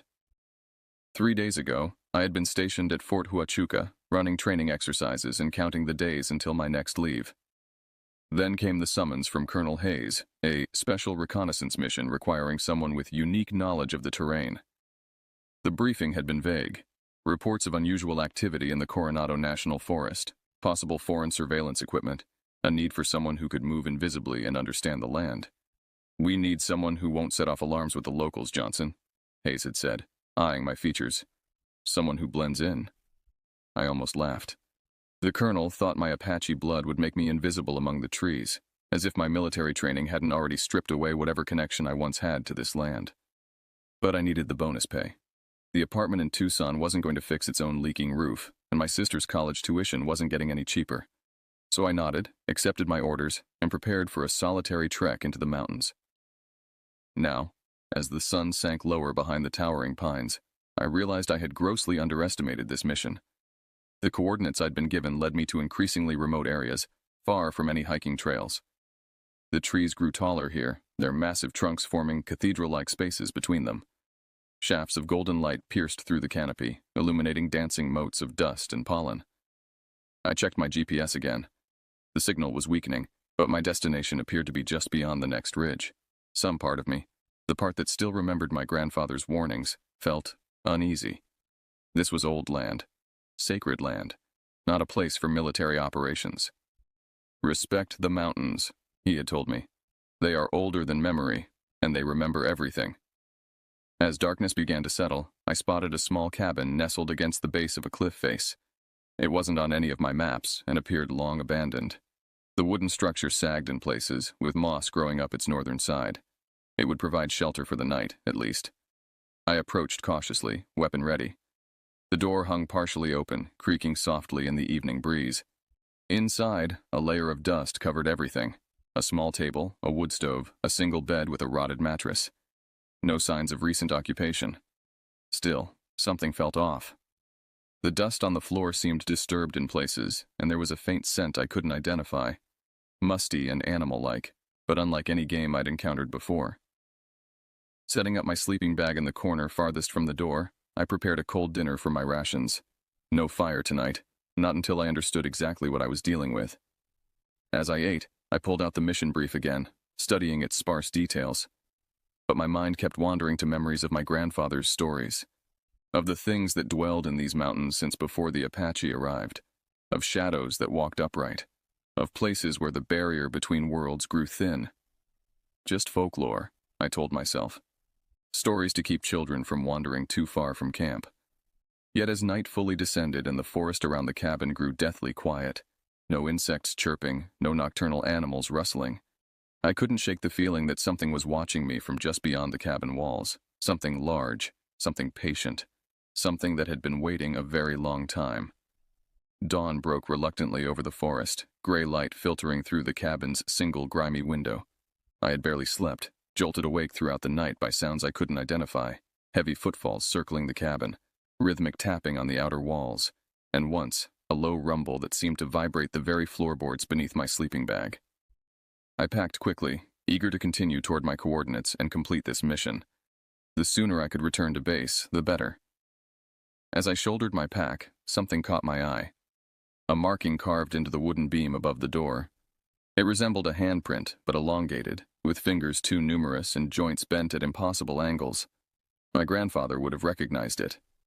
He had shown me similar markings once, on ancient stones near our family's land. Warning signs, he had called them. Boundaries not to be crossed. Outside, the morning air hung heavy with mist. I checked my GPS again, only to find the signal completely gone. Even my compass seemed affected, the needle spinning lazily without finding north. Cursing under my breath, I pulled out my paper map and oriented myself by the sun's position. The coordinates I needed should be northeast, perhaps 4 miles further into the mountains. I hiked steadily uphill, the terrain growing steeper and more challenging. The forest changed character as I ascended, fewer pines, more twisted juniper and manzanita. The ground became rocky, with unexpected sinkholes and crevices forcing me to adjust my route frequently. By midday, I came upon a small stream cutting through the mountainside. I paused to refill my canteen, grateful for the clean, cold water.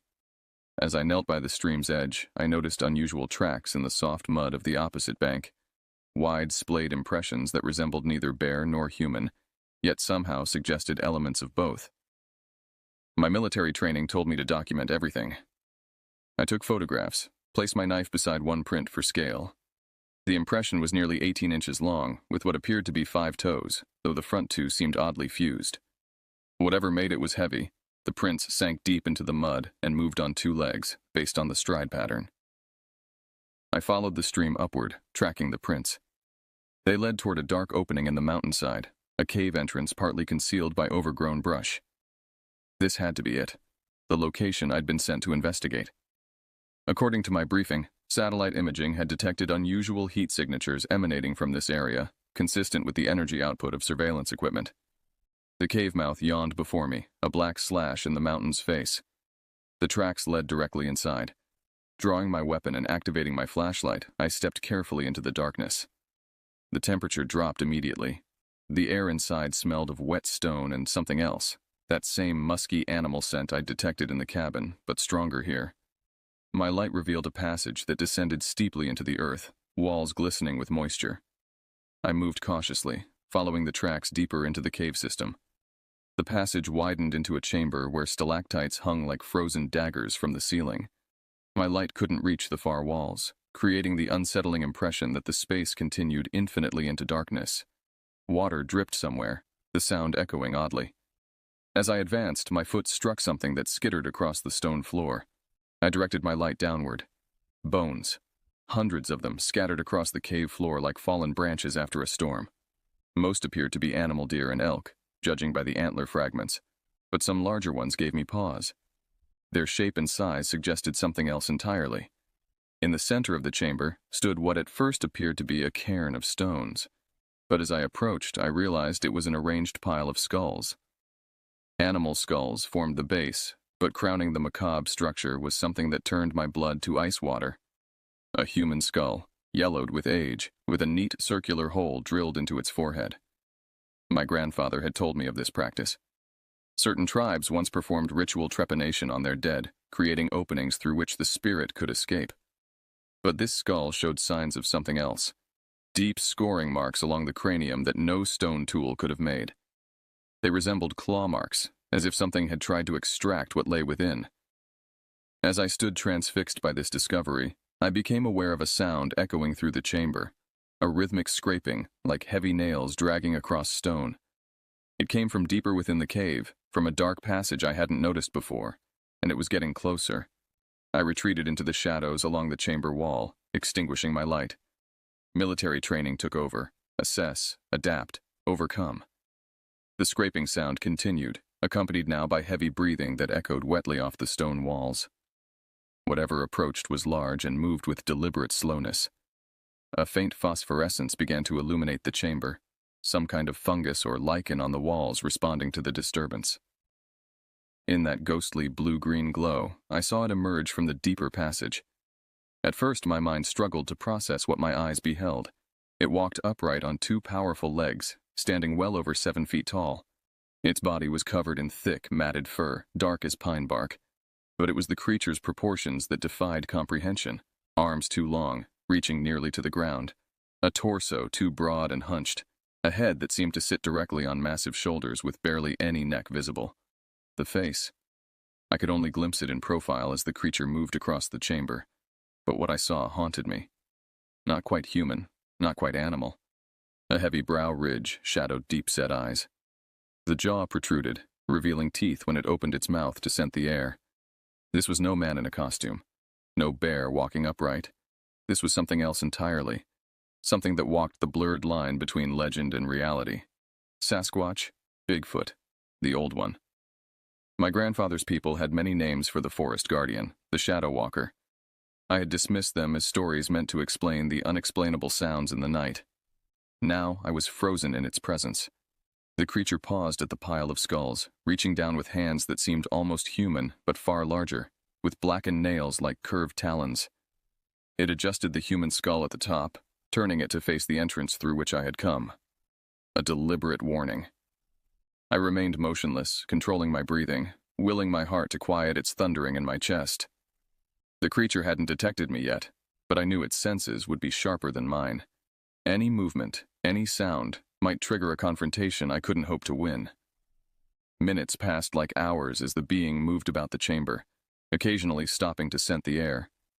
I noticed now that it seemed to be injured. It favored its right side, and something dark, possibly blood, matted the fur along its flank. Finally, it gathered something from the ground animal bones that it clutched to its chest and retreated back through the dark passage. The scraping sound faded gradually until silence reclaimed the cave. I waited 10 more minutes before daring to move, then carefully reactivated my flashlight, keeping the beam directed downward. The mission had suddenly taken on an entirely different dimension. Was this what I had been sent to find? Did the military somehow know about this creature? I thought of the coordinates, the vague briefing, the unusual tracks. Perhaps reports of the creature had been misinterpreted as signs of human intruders. Or perhaps someone knew exactly what dwelled in these caves and wanted confirmation.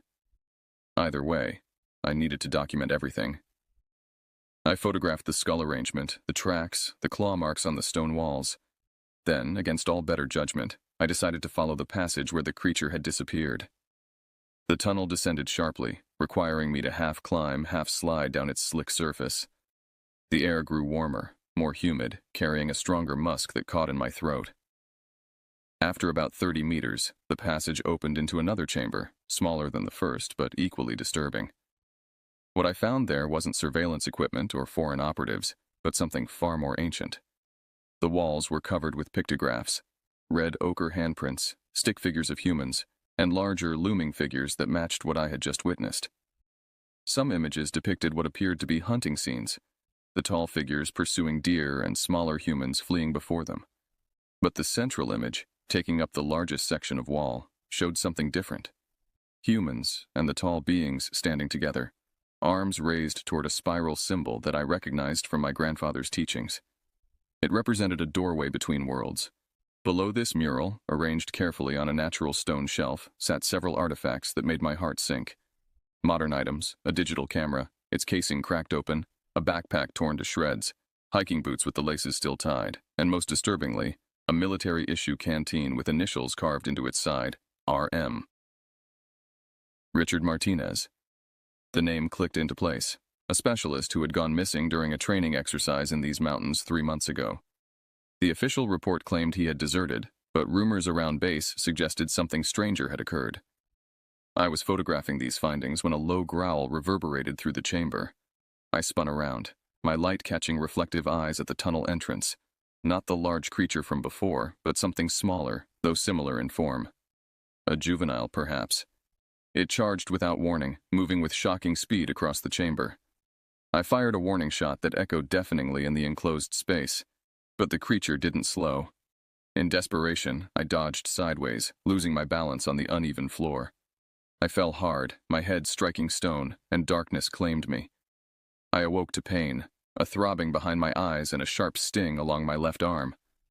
Disoriented, I reached for my flashlight, only to find it missing. But I wasn't in darkness. A strange, diffuse light illuminated my surroundings, emanating from what appeared to be jars of bioluminescent fungi positioned around what I now realized was a completely different cave chamber. Attempting to sit up, I discovered my situation had deteriorated significantly. My pack, weapon, and most of my equipment were gone. Worse, my left arm sported 3 parallel gashes from shoulder to elbow, hastily bound with what looked like strips of my own torn shirt. "Stay still," a voice whispered from the shadows. "They hear everything." I froze, squinting toward the source.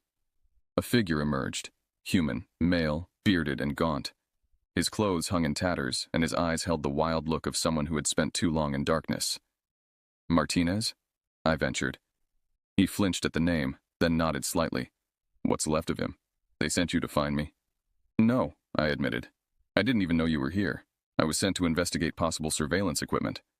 Martinez laughed, a dry, broken sound. "That's their cover story. They know what's out here. They've always known." He moved closer, and I could see how emaciated he had become.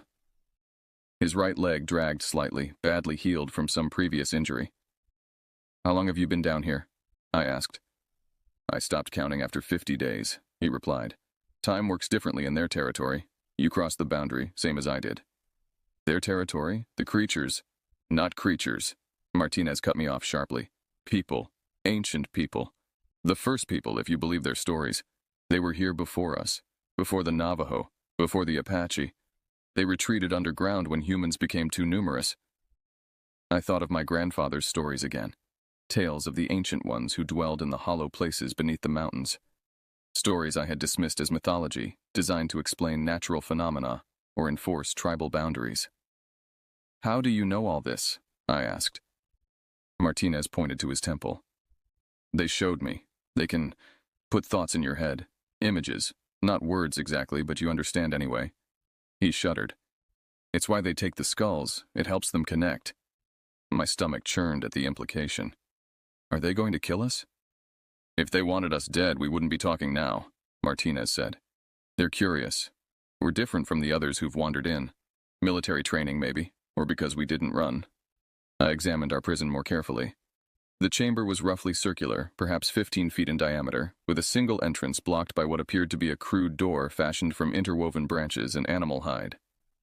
The walls glistened with moisture, and strange symbols had been scratched into the stone, similar to those I'd seen in the pictograph chamber. "Have you tried to escape?" I asked, keeping my voice low. Martinez's eyes darted nervously to the door. "3 times. Made it to the surface once. That's how I got this." He gestured to his damaged leg. "There's a whole network of tunnels, stretching for miles under the mountain. Some natural, some carved out over centuries. They know every passage. We don't." A scraping sound outside the chamber silenced us both. Martinez retreated to the shadows, motioning for me to lie down and feign unconsciousness.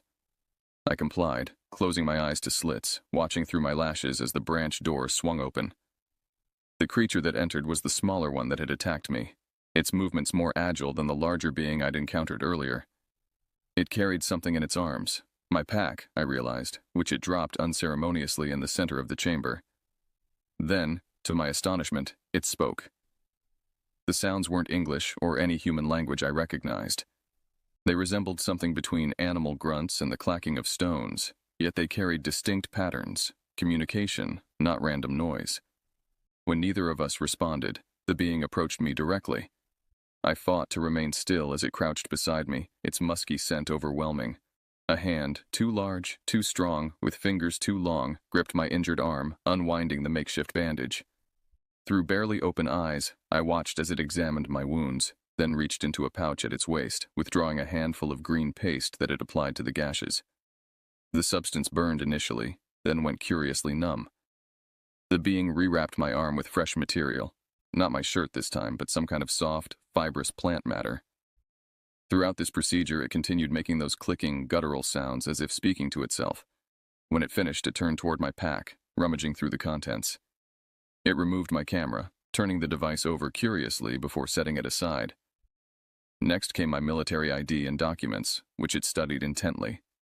Finally, it extracted my satellite phone, which it examined briefly before crushing the device effortlessly in one hand.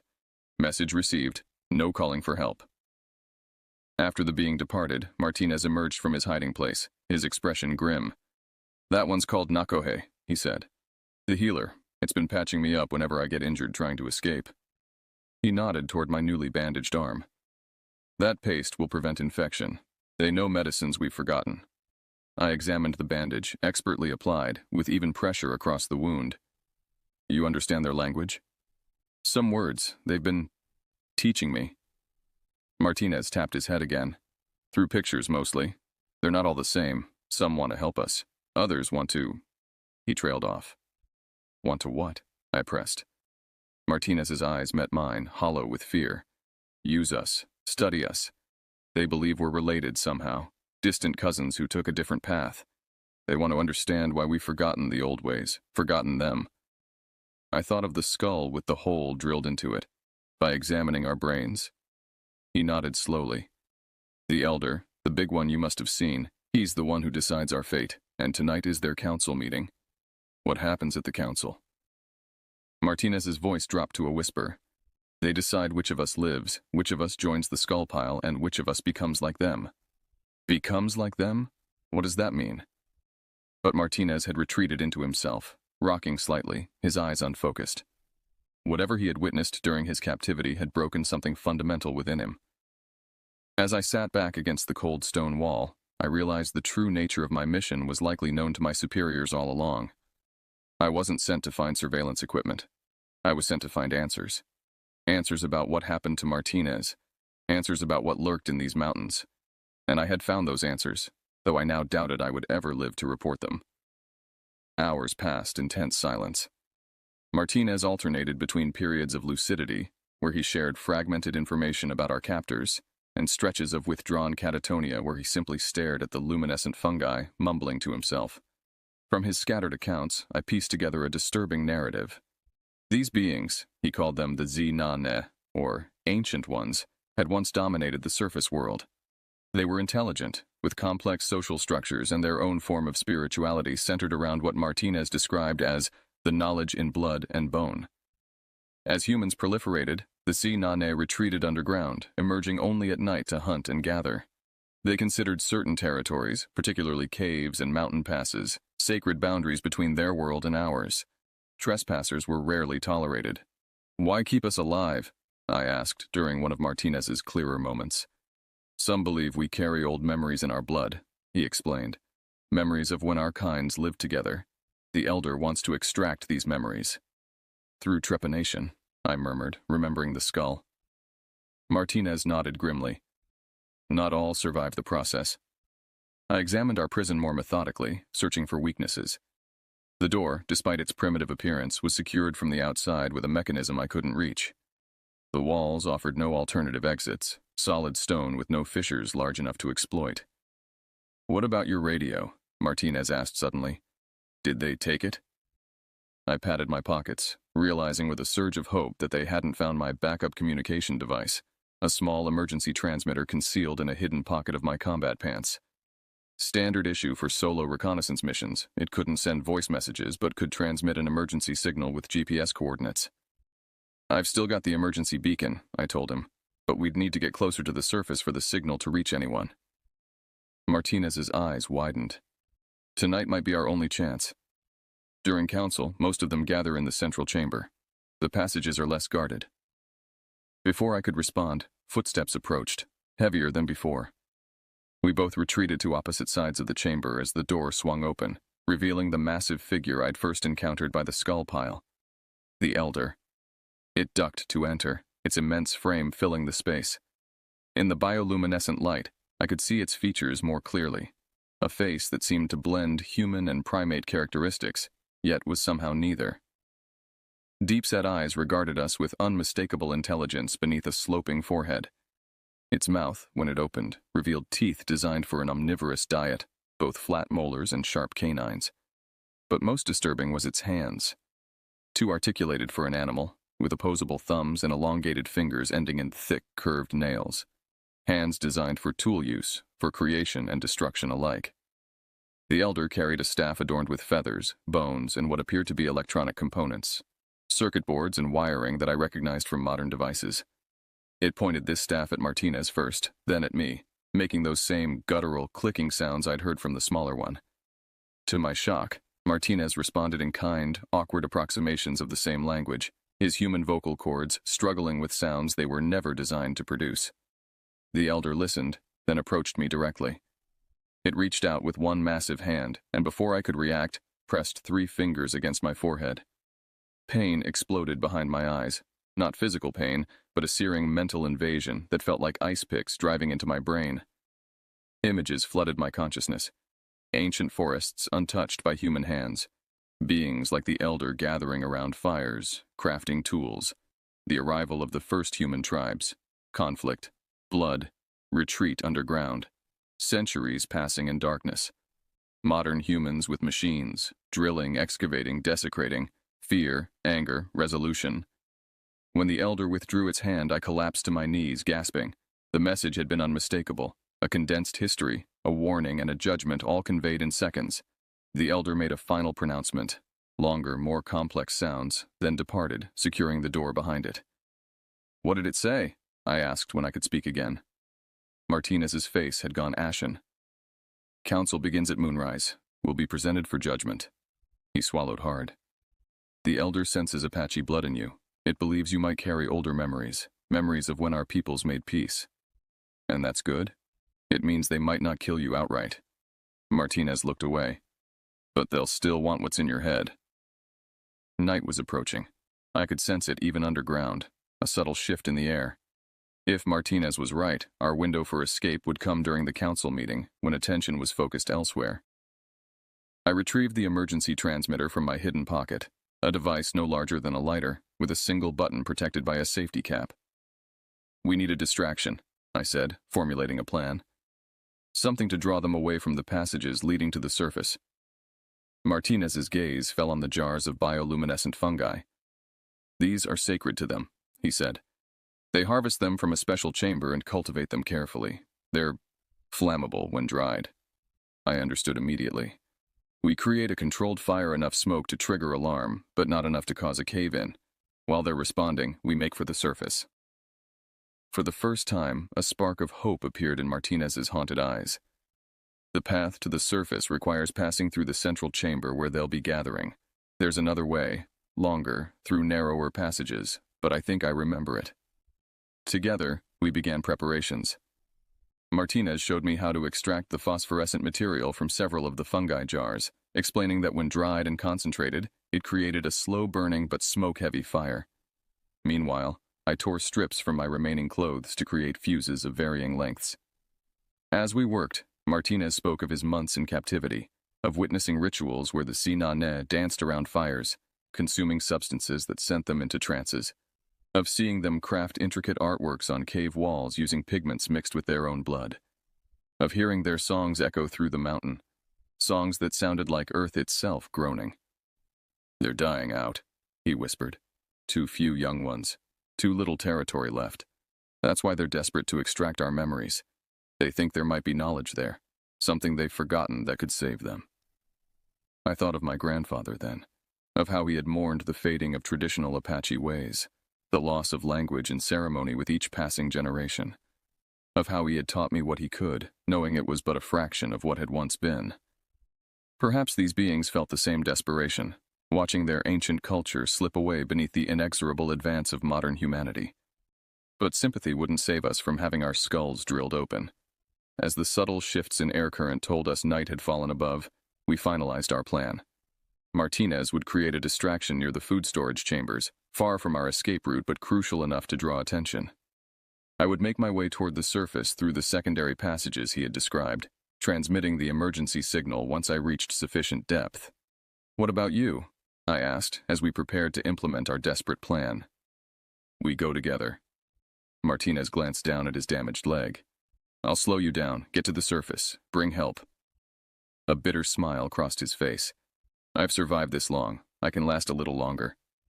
Before I could argue, we heard it, a distant rhythmic pounding. Drums or something like them. The council was beginning. It was time.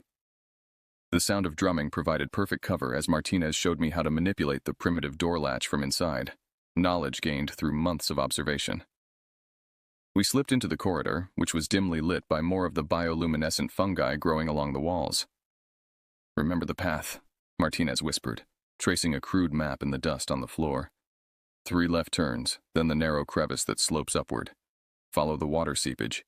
It all flows down from the surface. He handed me several small bundles of the prepared fungal material, each with its own fuse. Plant these at intervals. Light them only when you hear the commotion start. The smoke will create confusion. Cover your scent. The drumming grew louder, accompanied now by those same clicking, guttural vocalizations, dozens of voices joining together in what sounded like a primitive chant. We parted at the first junction, Martinez limping toward the food chambers while I moved in the opposite direction, counting passages and memorizing landmarks. The cave system was more extensive than I had imagined, with evidence of both natural formation and deliberate excavation. In some sections, modern human artifacts had been incorporated into the structure. Pieces of mining equipment, railroad spikes, even what appeared to be parts from a crashed aircraft, all repurposed to reinforce tunnels or create drainage systems. I planted the fungal bundles as instructed, tucking them into crevices at key junctions. The air grew progressively cooler as I ascended, giving me hope that I was indeed moving toward the surface. After navigating the 3rd left turn, I encountered the narrow crevice Martinez had described, barely wide enough for me to squeeze through sideways. It angled upward at about 45 degrees, with small hand and footholds worn into the stone. Evidence that this passage saw regular use. I was halfway up this crevice when I heard it. A distant roar followed by alarmed calls echoing through the cave system. Martinez had sprung his distraction. I quickly lit the fuses on my planted bundles using the waterproof matches from my survival kit, then continued upward with renewed urgency. Within minutes, the acrid smell of the burning fungus filled the passage, producing thick smoke that hugged the ceiling above me. The crevice opened onto a higher tunnel where I could stand upright again. Water trickled down one wall, a good sign according to Martinez's instructions. I followed it upward, moving as quickly as stealth allowed. Suddenly, ahead of me, a shadow moved. I froze, pressing myself against the wall, but it was too late. One of the smaller Tzinane, not much taller than a human but broader, stronger, stood blocking the passage. It carried no weapons but didn't need them. Its natural strength would be more than sufficient. For a moment, we simply stared at each other. Then, to my astonishment, it stepped aside, gesturing upward with one long arm. Help from an unexpected quarter? Or a trap? I had no choice but to proceed, edging past the being cautiously. It made no move to stop me, instead pointing more insistently toward the passage ahead and uttering a single, urgent sound. I continued upward, hearing the creature fall in behind me, not pursuing, but following at a distance. The passage widened gradually, with thicker water flow and, most encouragingly, the first hints of fresher air. When I reached a chamber with a high ceiling lost in darkness, I activated the emergency transmitter, praying the signal would penetrate enough rock to reach the surface. The device blinked green twice confirmation that it was transmitting, before I tucked it securely back into my pocket. The being that had followed me emerged into the chamber, now gesturing toward a different passage than the one I'd been following. When I hesitated, it made an impatient sound, then reached out to grasp my uninjured arm, pulling me firmly toward the alternative route. Something in its manner, a sense of urgency rather than menace, convinced me to trust its guidance. The new passage was steeper, requiring an almost vertical climb in places, but I could definitely feel a current of fresh air flowing downward. Behind us, the sounds of confusion grew louder, calls echoing through the tunnels, the pounding of heavy feet on stone. The smoke must have reached the council chamber. As we climbed higher, the passage grew lighter, not from bioluminescence, but from actual moonlight filtering down through cracks in the ceiling. My guide increased our pace, occasionally reaching back to help pull me up particularly difficult sections. Finally, we emerged onto a small ledge high on the mountainside, a concealed entrance camouflaged by scrub brush and boulders. The night air felt impossibly sweet after the stale atmosphere of the caves. Above, stars crowded the Arizona sky, with a waning moon providing just enough light to see by. My unexpected ally stepped out behind me, its features more visible in the moonlight. I could now see it was younger than the others I'd encountered, perhaps an adolescent of its kind. Around its neck hung what I recognized as Martinez's dog tags. "You know Martinez," I said, pointing to the tags. "You've been helping him." The being touched the tags, then placed a hand on its chest, making a sound that might have been its name. It pointed to the transmitter in my pocket, then upward toward the sky, making a questioning noise. "Yes," I confirmed. "Help is coming." I pointed back toward the cave entrance. "Martinez. We need to help Martinez." The creature shook its head vehemently, gesturing down the mountainside, clearly indicating I should leave. Then it pointed to itself, and back to the cave, pantomiming that it would return for Martinez. A distant thrumming reached my ears, helicopter rotors. The emergency signal had been received, and a response was already en route. The being heard it too, its head tilting to track the sound. Without further hesitation, it pressed something into my hand. A small carved object that resembled a stylized human figure with elongated limbs, then disappeared back into the cave entrance. I scrambled down to a clearing where the helicopter could spot me, waving my arms as its searchlight swept the mountainside. As the aircraft descended, I clutched the carved figure, knowing it represented more than a simple artifact. It was evidence of an incredible truth, that legends sometimes walked in flesh and blood, and that the line between myth and reality was far thinner than modern humanity believed. The helicopter touched down, and military personnel rushed out, weapons ready. I identified myself, showing my ID and explaining I had found Martinez alive in the cave system. When they asked what I'd discovered about the surveillance operation, I hesitated. What would happen if I told them the truth? Would they cordon off the mountain, send in teams to capture or kill the Tsinane, study them, dissect them, destroy? What would happen if I told them the truth? Would they cordon off the mountain, send in teams to capture or kill the Tsinane, study them, dissect them, destroy what remained of an ancient people already on the brink of extinction? I thought of my grandfather's teachings about respect for the land and its original inhabitants, of the young being who had helped me escape, who wore Martinez's dog tags, of the elders' visions showing centuries of retreat before the human advance. "Sergeant Johnson, report!" the commanding officer shouted over the helicopter's noise. I made my decision in that moment. "Foreign surveillance equipment confirmed, sir," I called back. "But it was abandoned. Looks like they were monitoring our training operations at Fort Huachuca, then pulled out in a hurry. Martinez has been surviving on his own since his accident. He's injured but alive in the cave system. We need extraction teams with climbing gear." The officer nodded, already radioing for additional support. As I was led to the helicopter, I slipped the carved figure deep into my pocket. Some secrets belong to the mountains. Some truths were not meant for military reports. 3 days later, I sat beside Martinez's hospital bed at Fort Huachuca's medical facility. His physical condition was improving, though the doctors remained concerned about his psychological state. He hadn't spoken since the rescue, responding to questions with only nods or blank stares. We were alone in the room when he finally broke his silence.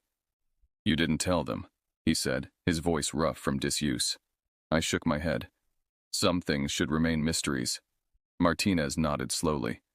They would never understand. They'd hunt them down, turn them into lab specimens. He turned to face me directly. "Did my friend find you? The young one?" "Yes," I confirmed, showing him the carved figure. "It gave me this." Martinez's eyes widened in recognition. "A kinship token. It means you're under their protection now." He touched his temple. "They'll know you wherever you go in their territory." "Will they survive?" I asked. "Perhaps. They've endured this long." Martinez looked out the window toward the distant mountains. "The young ones, some of them want contact, understanding. The elders fear it would lead to their final destruction." "And what do you think?" "I think secrets have power," he replied. "As long as people believe but don't know for certain, that's the boundary where they can exist." His words echoed my grandfather's teachings, that some mysteries should remain just that. The official report on the incident cited evidence of abandoned surveillance equipment, possibly left by foreign operatives monitoring military activities. Martinez's disappearance was reclassified from desertion to injury during reconnaissance. My supporting statement was accepted without question, a decorated sergeant's word rarely doubted. I was granted leave after the mission debrief. The first thing I did was drive to my grandfather's old homestead on the reservation. The cabin was weathered but still standing, much like the old man had been before cancer took him 3 years prior. Inside, I found his journal, filled with handwritten accounts of encounters with the shadow people, his term for what Martinez called the tsinane. My grandfather had known, had perhaps even communicated with them, as I now suspected generations of Apache had done. I added my own account to the final pages of his journal, then sealed it in a waterproof container and buried it beneath the floorboards. Future generations might need this knowledge, but for now, it would remain hidden. That night, as I slept in my grandfather's cabin, I dreamed of underground passages and bioluminescent light, of ancient eyes watching from forest shadows, of boundaries between worlds growing thin in certain places at certain times. In my dream, the young tsinane stood at the tree line, Martinez's dog tag still around its neck. It raised one long-fingered hand in what might have been greeting or warning, then melted back into the darkness between the pines. I awoke at dawn, the carved figure clutched in my hand, warm as if alive. Through the cabin window, I could see fresh tracks in the soil of my grandfather's garden, wide, splayed impressions that resembled neither bear nor human, yet somehow suggested elements of both. Some would call it evidence. I chose to see it as a reminder. The wilderness holds secrets older than human memory. Some legends walk on two legs, and sometimes the monsters in our stories are simply people we haven't learned to understand. I am Tarek White Eagle Johnson. I carry Apache blood and Army dog tags, and I guard the boundary between two worlds, knowing that some shadows in the pines are watching, waiting, remembering,